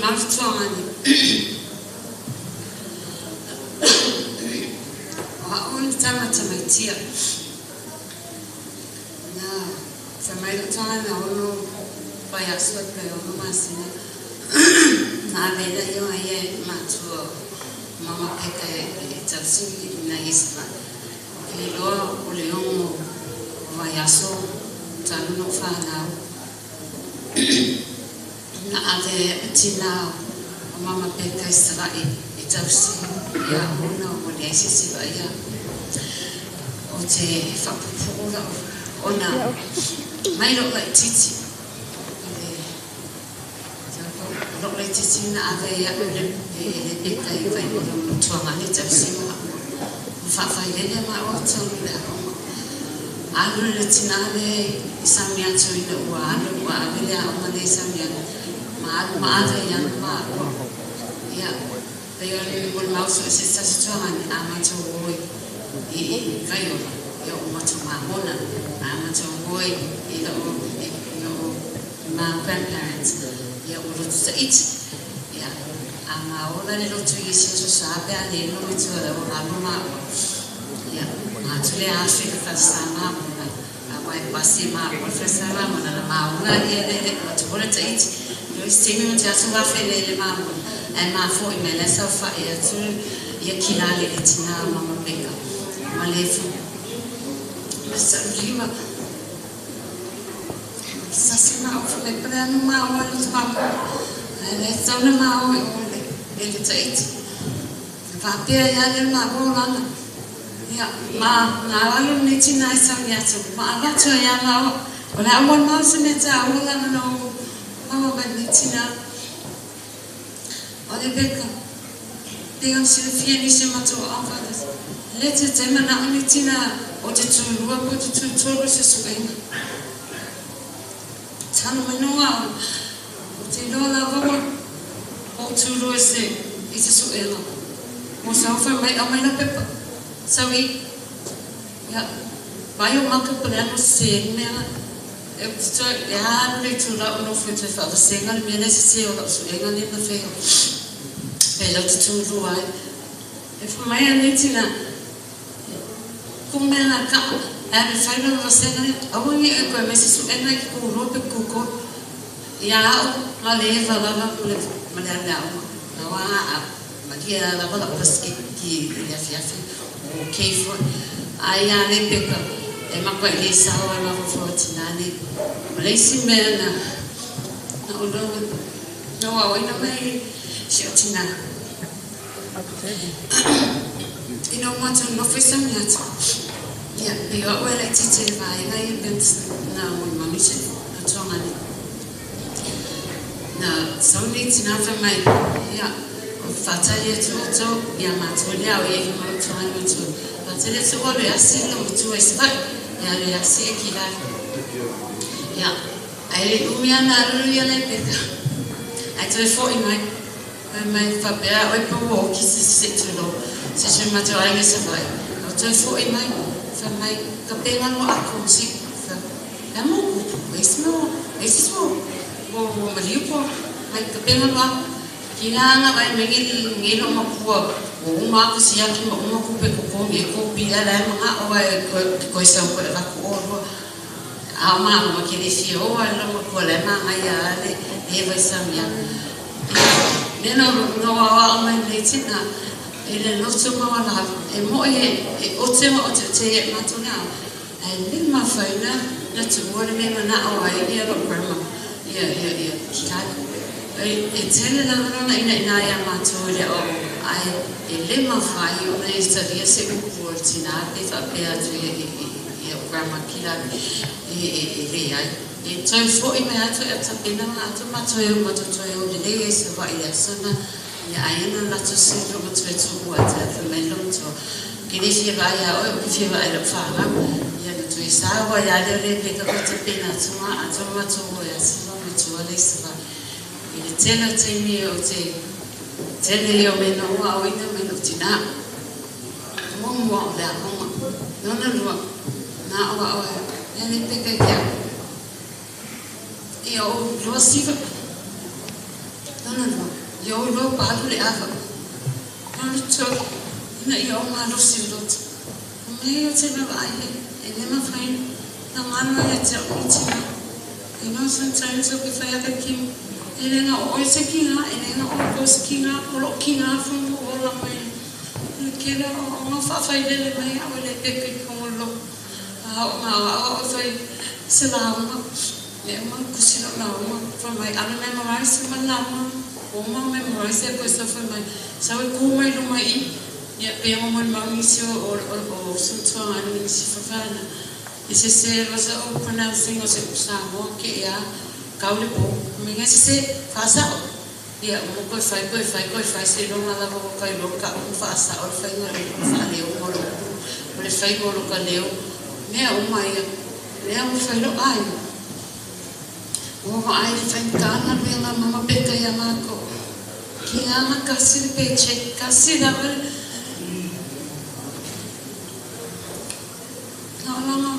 ya la ona ko ya ma ko pin e pe mo master se tsoa no tu ne ele na misia kia esse que me que não na foi essa se ele se ko ela foi mais não me ele me a foi como porque eu sei como é que não foi fazer como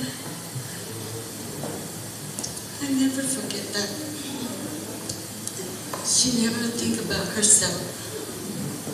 She always think about all of us. Yeah, now if I got this peon, ole ka na o mai no lo pese o lo ko kinga na lo fa no ko lai na ko fa I se ko lo ala fa mai alu ma pe no ko mo fo ni se kinga mga are pe kai fai mea mai lo mama ko o loko ia mako i loa fai le o loko ia mako ale o tino ko si a fai ni mako nga pe se ka wa mako o loko po ai mako ba lo wa ale le lo me le pe ka fa no me fo ko fai ia mako la o sta pe se na o le ver ko ia ai le ko nga ni na fai mai ele piscina e que ele pisco casi coisa ai esse o que fala não é esse sias ai foi por um peca foi aqui um jet ya ai não é ele não só makai ya que ele não amo ai o que não mo família foi família ya maio o soia tino soena mora mai mai foi mako you know sometimes I think like she's my mom too.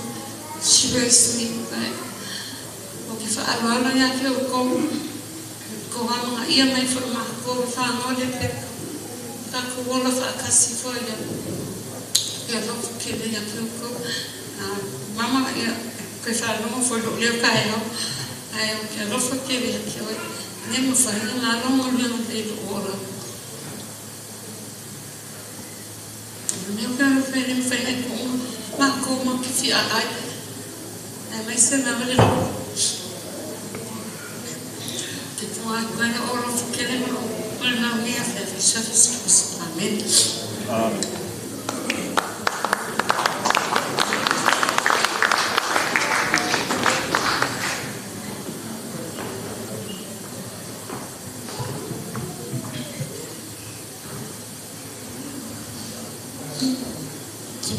Mana mai sapa Ioi, o mona ta me taita wharuaru.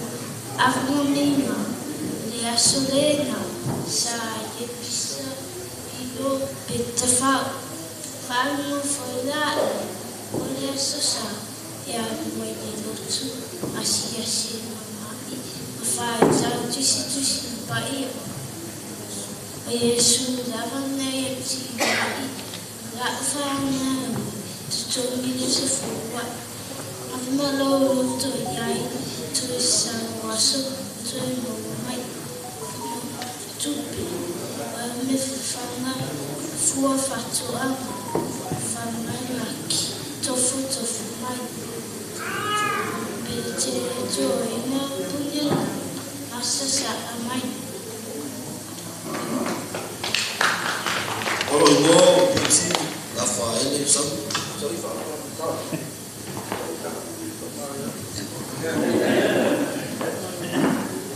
olo mo kiti la faile Toleafoa fa mio o posi o kiti tati yang male wo tama isapa ni wo ya la faile Toleafoa ia ole ia it ya ai tele lo atu no wa tama no fo male tenya poli ya saula ya le mama maya ya le langa atu mama go ana sai go mama I have so many things to talk about tatawa le ya fayona no flow le ya ngai mata wa ya mama ona le mo so no time so Maria to take so na le fish ya so now ona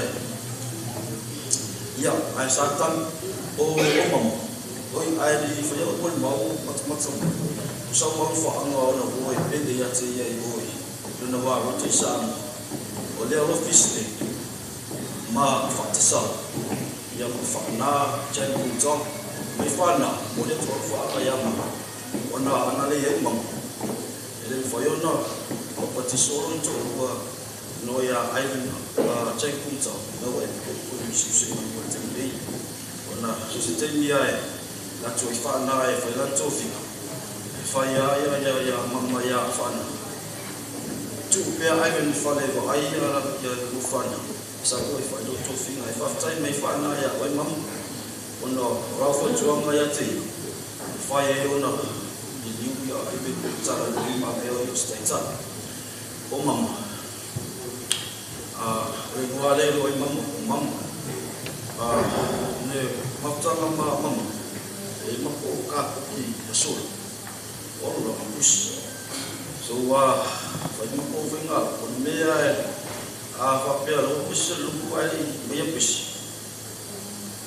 kawa mai pus ya mo ke me pus ki ko ma ka sia pus yo ge de suile mo ko vai lo tumi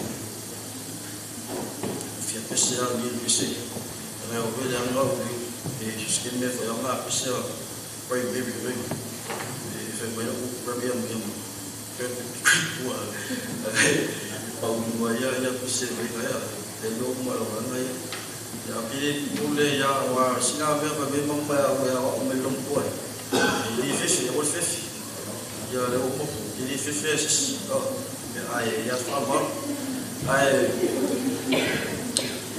pesera que pe mampu lo anga ya fe pese se pa pese va ver uma yo se wa yo mafta na makama mama se pa ko fa se na mas ko móvel pa ko fa na ko lam ya foi ele fa mo ma ko lu ko veo e ala ro mo ka ya o la pesera ga ya kaya umma pero kunde ko mumma ko pa ya pisiaga e yo umma banga yo wa te ane awa pela ma pa pisia ko ma le ro aba pa ni ko ba si yo ko fa pro wa si si ko ni wa te ane ne po misa Sempre se mai fa pur per qua sai Jesu purpose or question purpose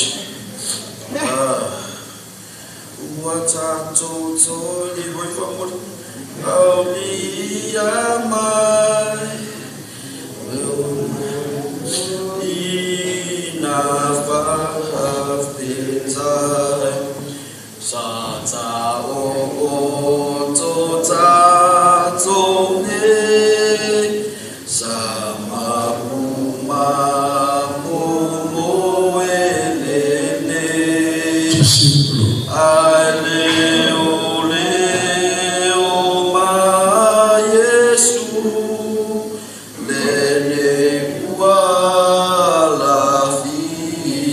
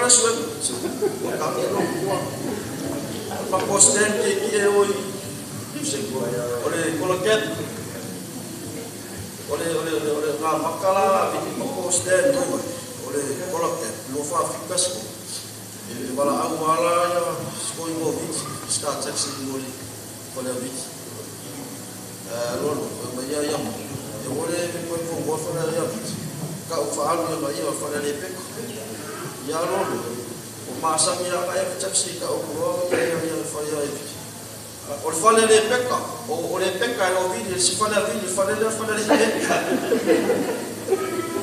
ya o ya kile ma wa o si sa fulafa o como ko makai ya kulo wa ka ina sa fulafa i ya mamba o pis e fi mamba fa ka o fa ku lo fa ka o ko pis ni ro le ya fa pis fa ka si da foti so ya ko pese dia rumah ko ya mo fai kawa ko ra ko ya lu ba mai kuila ba ko ya ko mo la nga mama na fai ko ya ko fa finye mo fa ro ti ko so ya ngai fai ko mo la nga ko mama ya ma ko me afani mo pa so ya pai su se ave ko ko pa mo foa ya ma kuwa mo bawo foa ya wa minga bai mi sawa iwa ia sa ya sawa ya ya wala ko o mo mo ko ya la malo chai ai ba mo ye fa ani ko kai na mu ba ko na wa na sawa ya ma pe ko le fa fo ma ba ya su ya ma o la ko ngi Jesus ke mo pia ko ko I have so much memories of love. Why you saka people ki mo love. Le lau papala. Mo ka ba ya la ki o mo fo. Ya ola ya la wo so ka mo ya ai mga mai wa lo fa ko fa. Mas se mo fo ku yo ya fa le ke ma ko ya mama no mesmo só ya dalam proses kalau ni umur ya kile ya fa ura so dia ada batia patasa mala fitita asas que me ficou mesmo fai leleu ele maka omba ma wenga le ke fai sa ora fai la leu wenga le a finga ya ilo leu ya patia sa mala fitita ta ile minga isa tutele lo yesu ole yalo ole li ole file mu talo fai sa talo mafa ole ba ya yo lo fa what up talo fai usigala toi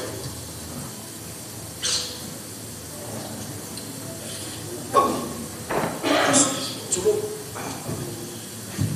ya maro bala ai mele pegang yo ke mo wa mo le so le ya mo mo ka kala kumbe kan ye ko se pina se fo mo one thing I remember about my so now ele mon mo ko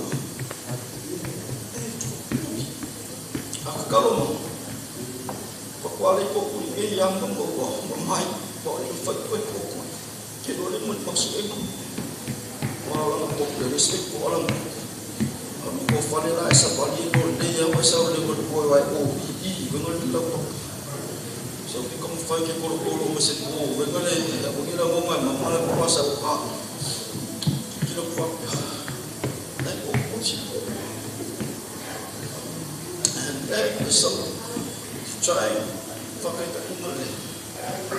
because she loves the gospel Jesus Christ tell me the better ya te ya itala le na maya bini to ko ma to ai Ole la mo foro. O mama piko I like I said earlier, I have so much to talk about grandma. Because I didn't know so kaya. But life of mama, umay no pa, waftaya timu, so my own family play a part. I am mama, Tino, Mama, Tino. You say, oh, I know what you do. After I am mama, with a forward, small out, so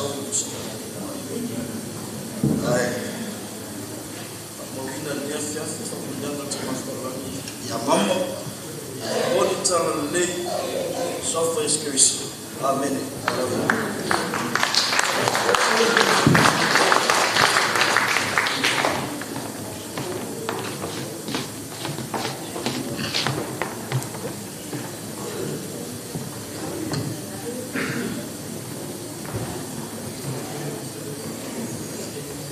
Talofa Alole Soifua Tauvaga mai tatu ainga nini afiafi ya utelo wo vela foi afi o wo vela foi le fala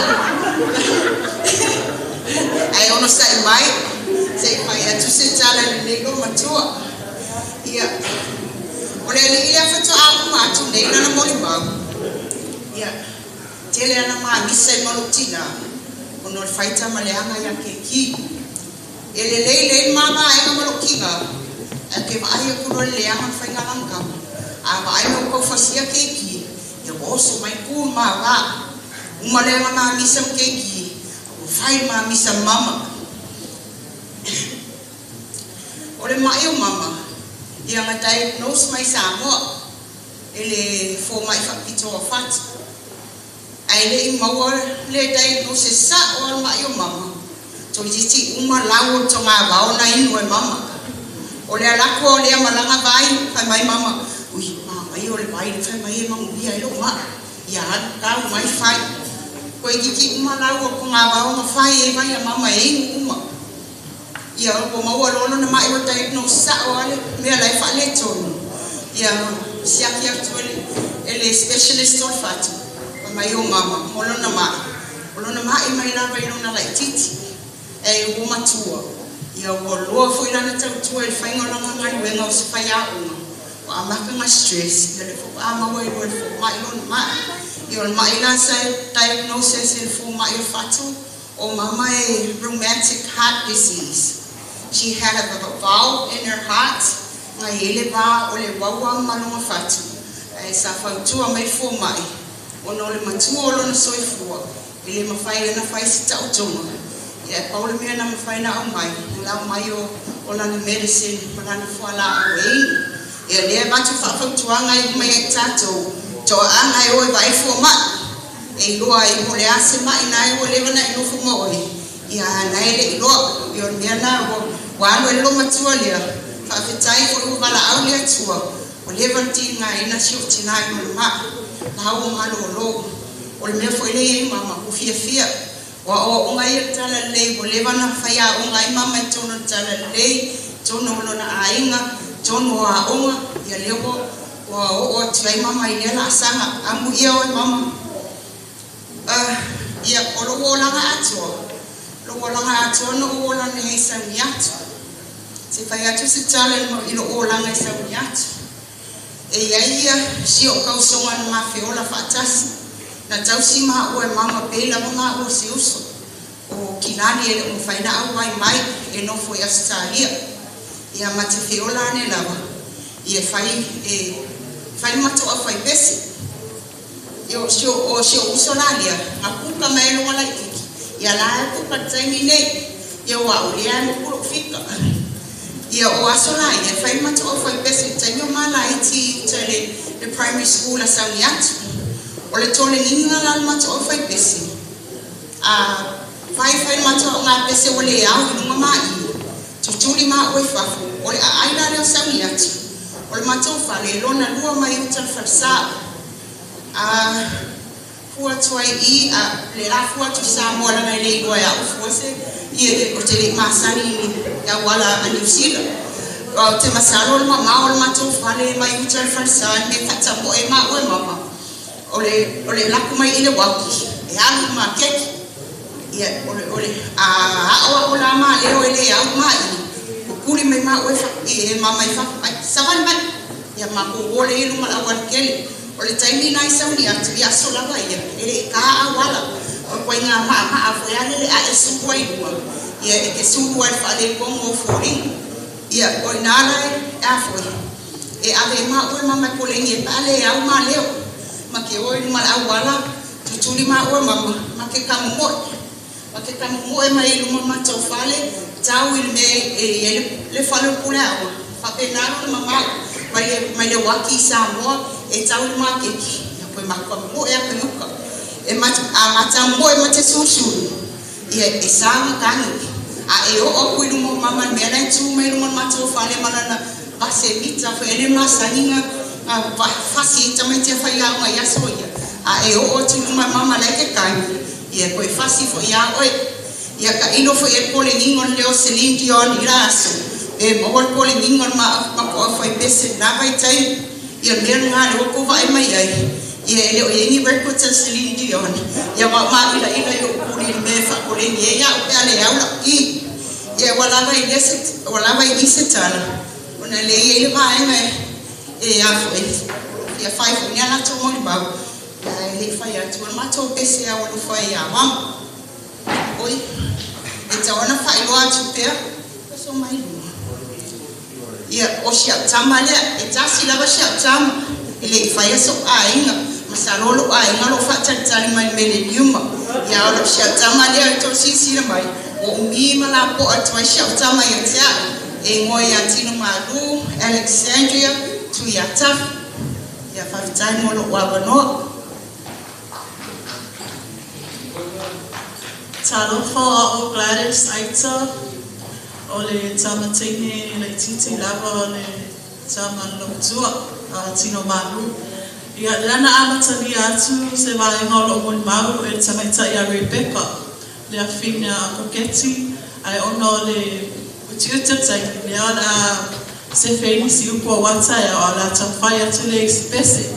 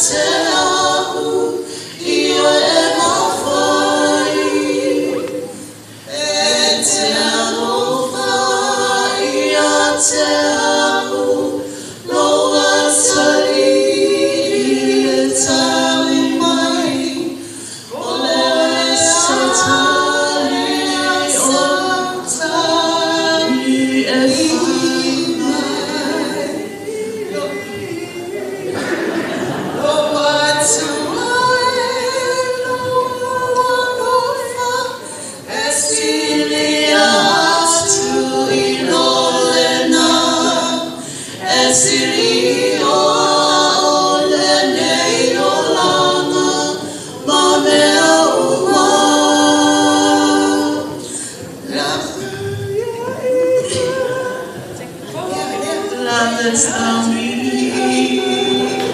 More than this, my child, what will your answer be?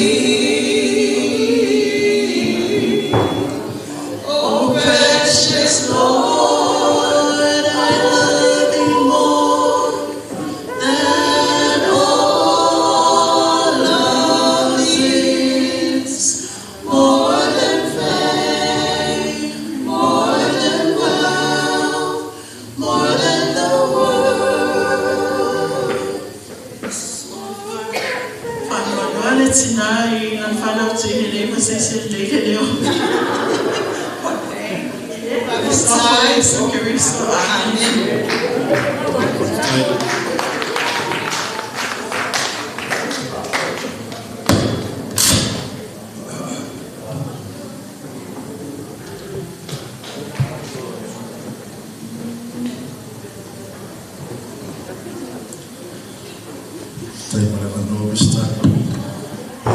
Toleafoa foi falo ya foi o lea fiafi ya ela fa funga ya na lo lava pale na lo sai te lo vela fala ya o lea fiafi te lo sa finga ya pespenga mo li mau tatu fala no longo ya yo vi na la vale mo le tua ya mais sa pati ya fa mo le tua lea fiafi mo vala pa ia le tua le tatu tina e foi mele tana lopa o le miuni o le mena balance a fala vila me fa pene o le mafitanga le asana o le miuni fa salmon fa pena se mau ne fiafi ia te loe iaona fa ilolo tata fa tava lo imo sio isara ia untai me tatu ai me pua ia whanongolongo mo le maule lea fiafi mata mo fiena ua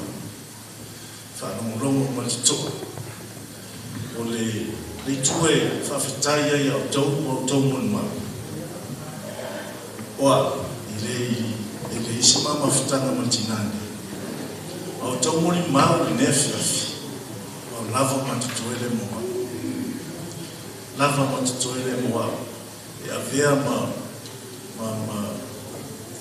faoso yo ni tangata ne fiafi wai Repeka hali au to tala ne fiafi ni no mama malama no tala ana mo ile mtana yo o yana na lwenga fati ya letu aftai ya wa telo ya o to telo tatu ai no ne fiafi to fiafi ya telo taimi ya afta o ai to telo foni mo tatu ai na letu fanau Toleafoa Tauvaga tola ai tia vai ma sani matu mafuta to tatimu ya masani foi male foi na pesta keti au ye Samoa ya ole ne fiafi ya fta mafuta ile ya kuso ya tulo swafa o papelna fa sofaina ile tama ya vai pesta ya fa ftaile tu ne no ta mafuta iyo le ala na uta lotu mo ne fiafi fiafi loa ya telo na te va ai mai sila mai foi le tu ta tu ai ya to no lo tu fsili po fene mai tan le tu ta tu ai na na tu le tu ya o le toi no ta tin Toleafoa tin ya lo na ai na le po to fa fene o no su ya ai va no le ya na to lo ai si osi le uso ta tin ya ole silu o anevili o to fino anevili ya o to tele ya tagivale o vai ga umana le ia mato tupuma mo mai ko fa fine mo so tatim ya le ia de moto o ba si fia o matato fa ko toma o tato mafutanga le ni yusi le mato te mo le suga tatim to tele la baule o faina pa au nefi alo va vai atu o kasimana yo le ngai tu o tato mafuta yo le tato mafuta ila au wata to mafta per fia mangawi ko tato mafta ne fia uma to foi nei ele ne famon ata te fa wango i per tato mafta mai tato te osusi au wata to fana ko semane do ai atu tato fana ya uma foi mai mata fana tato filo ai taiao ana so mai per vi mone tu ya te no da tarafa lai mato tu ya wai lava fe tu la ya fa no tanata ya pe fe usu fusan pes ya tala tu na ne vai na fe manu ya tele tato mafta so fa yesu men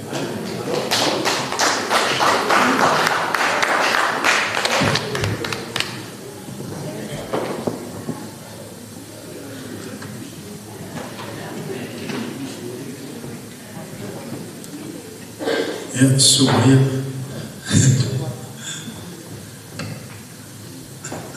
aftai boleh berdua dan baiklah dengan ada kopi cecaya ambil kopi bawa sau apa mau pilih ya bela apa tu dah jauh sumi itu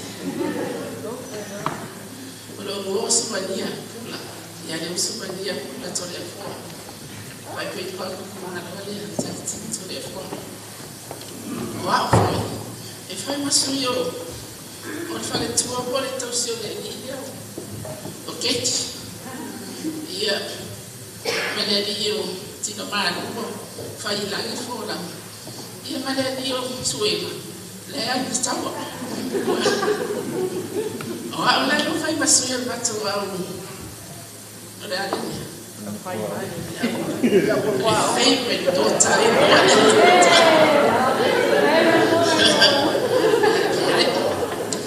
favorite mata to lo matua ai lo mo mau ya mama oste mo ai te mo mano hafitai te ni na ina ya ina mau sana leima for why masiasi matausi maopo mafata lofa Masmaya ya mama au ya Yesa moa ya Repeka tutuila seyo ya wengine after iteli la beto alofa ya mama matelo time sa ya mato sa no foi tanto tao ya spema imana ifana sala tafata siai sa no foi tutuila ya tino manifada Nade ya mato le pela mo mai e ma di mama le ia ma ye le ya mo fo ya to ni tai ai o le mama fa tai ti ya ya ni sio sina ya mato wala ina e mo le to fa tai ti le la ya to uma na ya tata wa ina isara mo Repeka tutuila sabai o fe la be o mai ni sina mana ya tato o mai masan aftai tele la ilo to wa le ya mama e uswatu na inisio o mai ga e moni atu sina mai sala suwa fai pala ipankeke pala lifu suaya o fa tau mama meu tato wa le to ya mama fa mani tele to ya to ayo mafuta mama e maji to ile maji ye le tai fai foi bem o mata o tão missa mama tem loa le experience na o mai isi nei tai bu na o ta se ya mama it's not an easy thing you get frustrated at times ona yese kone mereti na watu wai ya yese kwenye mbele o ye afa utatua alitenda la tani afatu mama se tu lunga kosola uka sabadi fa uye yo bai wa afula wa mama oka se mama tole mfanya si ilunga ni mbele o te fai wa mama alofa maya ke mai fu ya ai fe so ni mai e fai ga fai mo fieta yo isi tai ya woni le tu sama lo to man lo matua e fa lo mo silo mo ko pe mo ka ma lo ko le mo la fe pe a lo tai a wala e fata oto mo fa mai lo santala o te ano fa ya ti o lo le ya de me winga le tala mama e lo fa ti ona wa mai me pe e fa di ya ya no tu le mi di lo ma e fa pe ya mi ma fa ti o te lo fa fa ti o mama ai o te fa tai le li o se fa ma yanga tau si ya mama mo si ta fa ma ni ai nai ma wa fa na pa pe ma lai na to na i su to na ni e vai foi ma ro sui tau si na ya nei tai a la mo ma le partai mo familiana le mai ya ya partai de li ma lo si a mai so so ani tau si na ya e ma se vai na fa na ma ma to fa la ban ma fa na to taxi na fa na ma ni sa ai to na fa na ma ma ro ni ai tai ni o ka se ke ni kai pe uma fa ma to tele fo ya ma fa na Lene, or nieces, or nephews, or whanau, or cousins, or even best friends, wa vema whanau ya maua, ya ona metala leila. Ma na whanau ua, e eipa se sere yesa na maana tongu, i le tau singa o mama i nai masinga, mato mafutai. Mafutai whamania leli, ya te uto uma, whamania le ya tato waina, mas se antes magos was matu tua so I for fa me tere le ia te uto I ola mon mabia na nga wa se yo pese beta usa pe abia na ade de ya te fa ede mala mas fa foi isso que biso amen.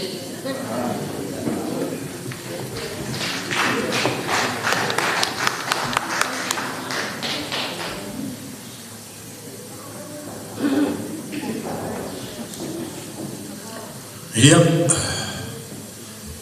te lo lewa tatu tamu mai simu I o tatu maftama ne fiafi ia taiau ia la toe falomolongo fu fa fomo fu ia po afu ni simu mau taiau ia a lewa fa fomo tatu ai ne fiafi ia ele fa soa ne fiafi ia ali Sano le lau fai mon muli fo le fia o te mon mavu taia ia ai la ngale ko mi muki ia o ele sa o mon mau te le o mea ia le wa watu e vai ngale sa mo ya ta ia ai mo si fia ia wa o keti Toleafoa ia lo tua le ya le wa fa so fa ina le ainga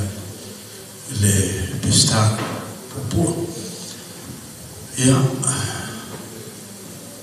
si fa mo le la o fa na o mai sa lo le o a we mai le ta ile sa to si si ya ele o wai mai fo ile si o le sa mo ya ai teno le fa credit ia ole ainga nei ko kele o credit ia ko foi fa bela foi credit se matu ai ia o makule si credit ia saule credit lo todo stoma mai so mai ti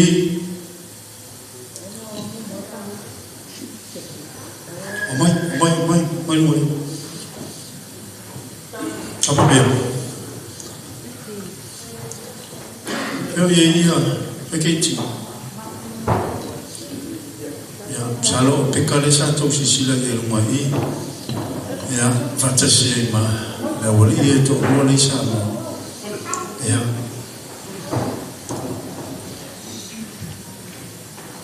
ya amelo to bo e fete ai mai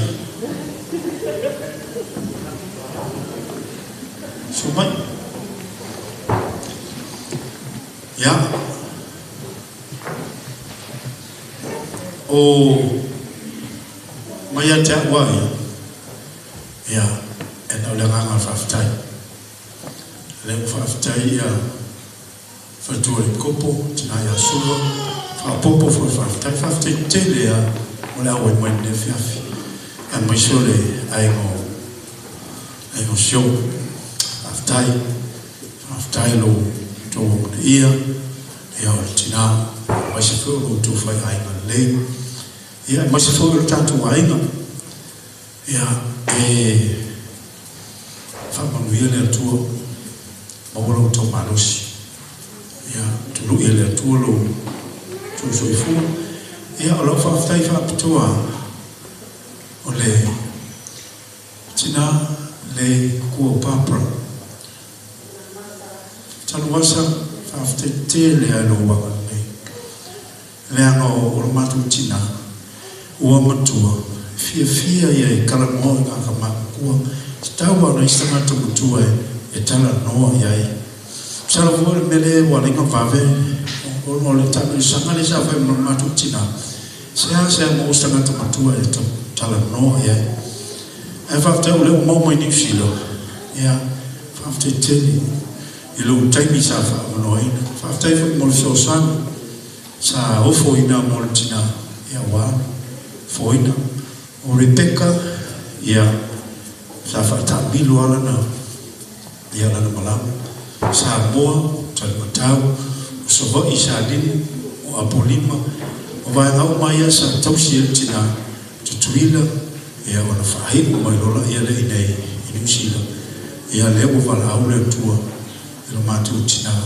ia salo isi mission ta ua na lai wono sau nei maliwa ya ate to le o maua maftanga nei ma ona to ngane ma la tu fa nau tu fa fine ya mo e fula no fa ga mai ma tu so ma te mai ni sina ya fa te fa tai o a me uma o lo tu sao lo tu wa le ma le sa o tu foi o se pu vai o se me ai o la se me mo sa o tu foi mo Repeka le bonsale langi fa manuia le tua angale le tua ya to vi ia le mombe uma le so to loto le so manto loto fa ia fina malo le tua to fa fo ia tu la tamata ele mea na samai ya le la tatu manto pesi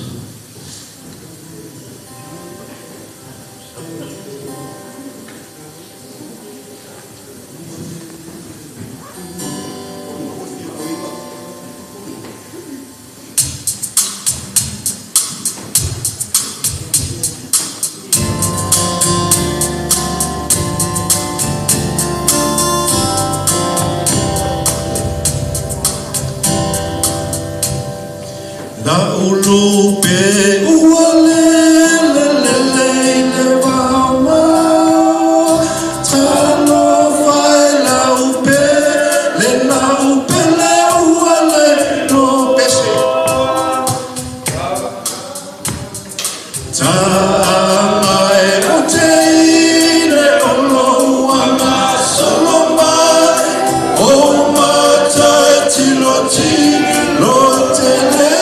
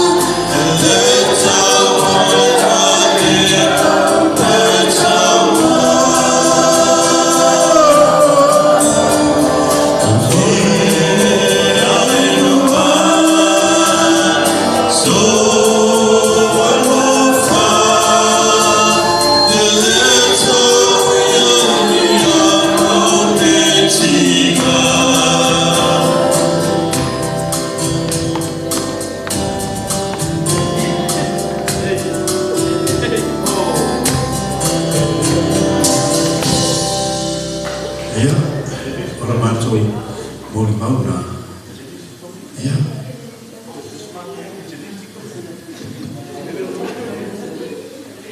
Ia, o la whanau lea. Ia. E wai o mai nei i ni usile Amerika e matai lea, Samoa e lea, Samoa e lea, ia nei New Zealand e te matai lea.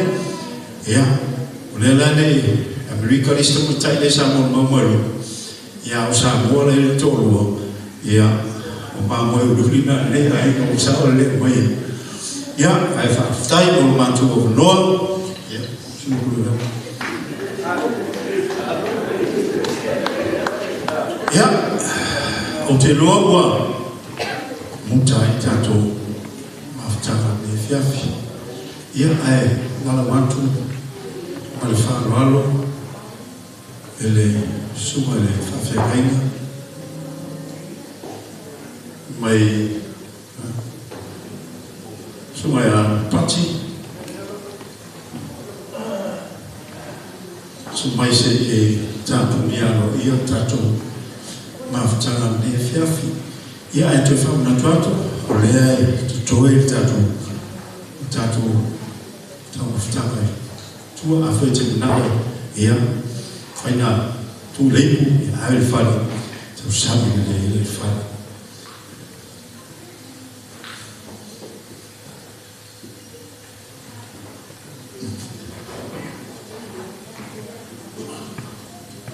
Ia, sumelo sume whawhamenga. Tano tātou ainga, a whapea mai e tātou tano whae o saungia le suma le whaiwhao. Tano atu e fia pō se ata o tātou ainga. Ia, e whaiona e tūlea, e fia pō e lo se ata o tātou ainga whaamole, o le whaaloalo. E suma e lo suma le whawhengai. Ia tātou whae tātou. Le liele tuolo mātou te mā, o mātou pese masisipa, o mātou mori mau matana noa e lea fiafi, mātou fitu whai, o mori mau alofa, o le tuai, le soifua o mātou tina, o le sa Galilei, o le sa tausi ma whapelepele, o le sa wao i mātou ilo mātou ula tau mawhai. I alagala o fio le atua le tamaa, Wau staringa e whialomo, le tau whamatalaina ma le mori mawina, le soifua o ngā o mātou tina e a Repeka, le ngata I tono le mātou wainga, o nuu ma le kālesia, o wōma e masai. Vi aina o fio e le utufa whasoa, le soifua o tāleli ma ese na e whātamawa e ngina e o mātou tina, o tufa whasoa lo nā lufa, o mami ai mātou, mo mātou wainga, mane mātou whanau, o wōma o mea mamai. I aina o fio le atua e whāwau o wau e te whai mesi, o la o fio le atua o le anga le lei ma le anga ufa. O mātou tau mai le si ui o le lei whāmoe moe le lea fiafi. Mātou te tālo le lie. O wina mai no o nganga e tau tō waina I mātou uma. O a whāmoe moenga, a yatu I toi sa aminga, ma toi aso, mātou mawhutanga mani, tino alo mātou tina, lunga le nefunga e nere. Tāpena ina la o fio mātou loto, ina iau mātou longona pēr teritonu mani whātou tua, ma lo mātou mau tino, o mapu atu lo mātou tina iau awa nganelei. Mātou sāmi tuua, tāpe iau mātou wainga le ie, I iei leo ma la buibuinga ia wala uma la mātou whio iai, mātou titaro se iei whamanuia, Amanuia I o mātou wainga uma o eo mwhai o mātou mafuta mori maule ni e fiafi. Amanuia I o mātou wainga o no tangi maiana o eo no tāpua I matatano mai I so lama se vaenga ma so se atu nu o le le lala. Tātou ma o ele li e le e fiafi. Amanuia I mea o mātou te mai, mātou te whaina. Se taimi o mātou whai mālo longa, wha afu mātou leo afu lau telo le wolofa. Ana whai mātou te au fomu, fo I ale le inga ia te oile o tua e whāmawala. Amen. Alo whaftai, e lau sunga le whawhengai mo tātou tātou whai. Ia, ai, te tāna atu tātou ainga. Ia, sumai e se pua tatu wata whamanhora.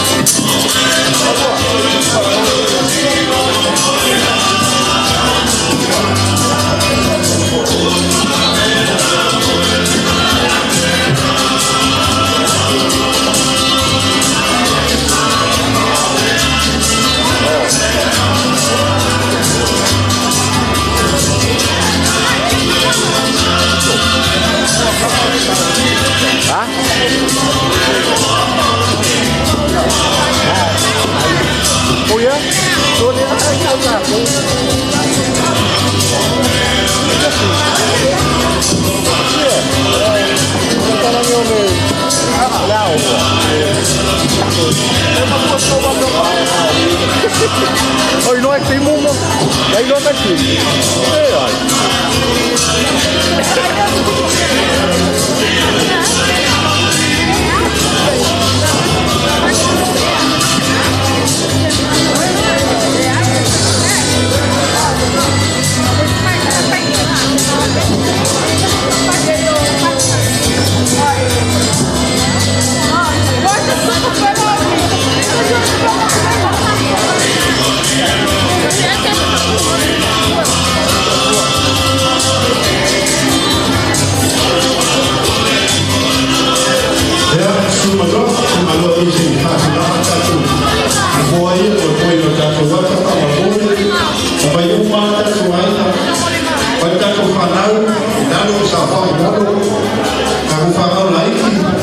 Aí, olha que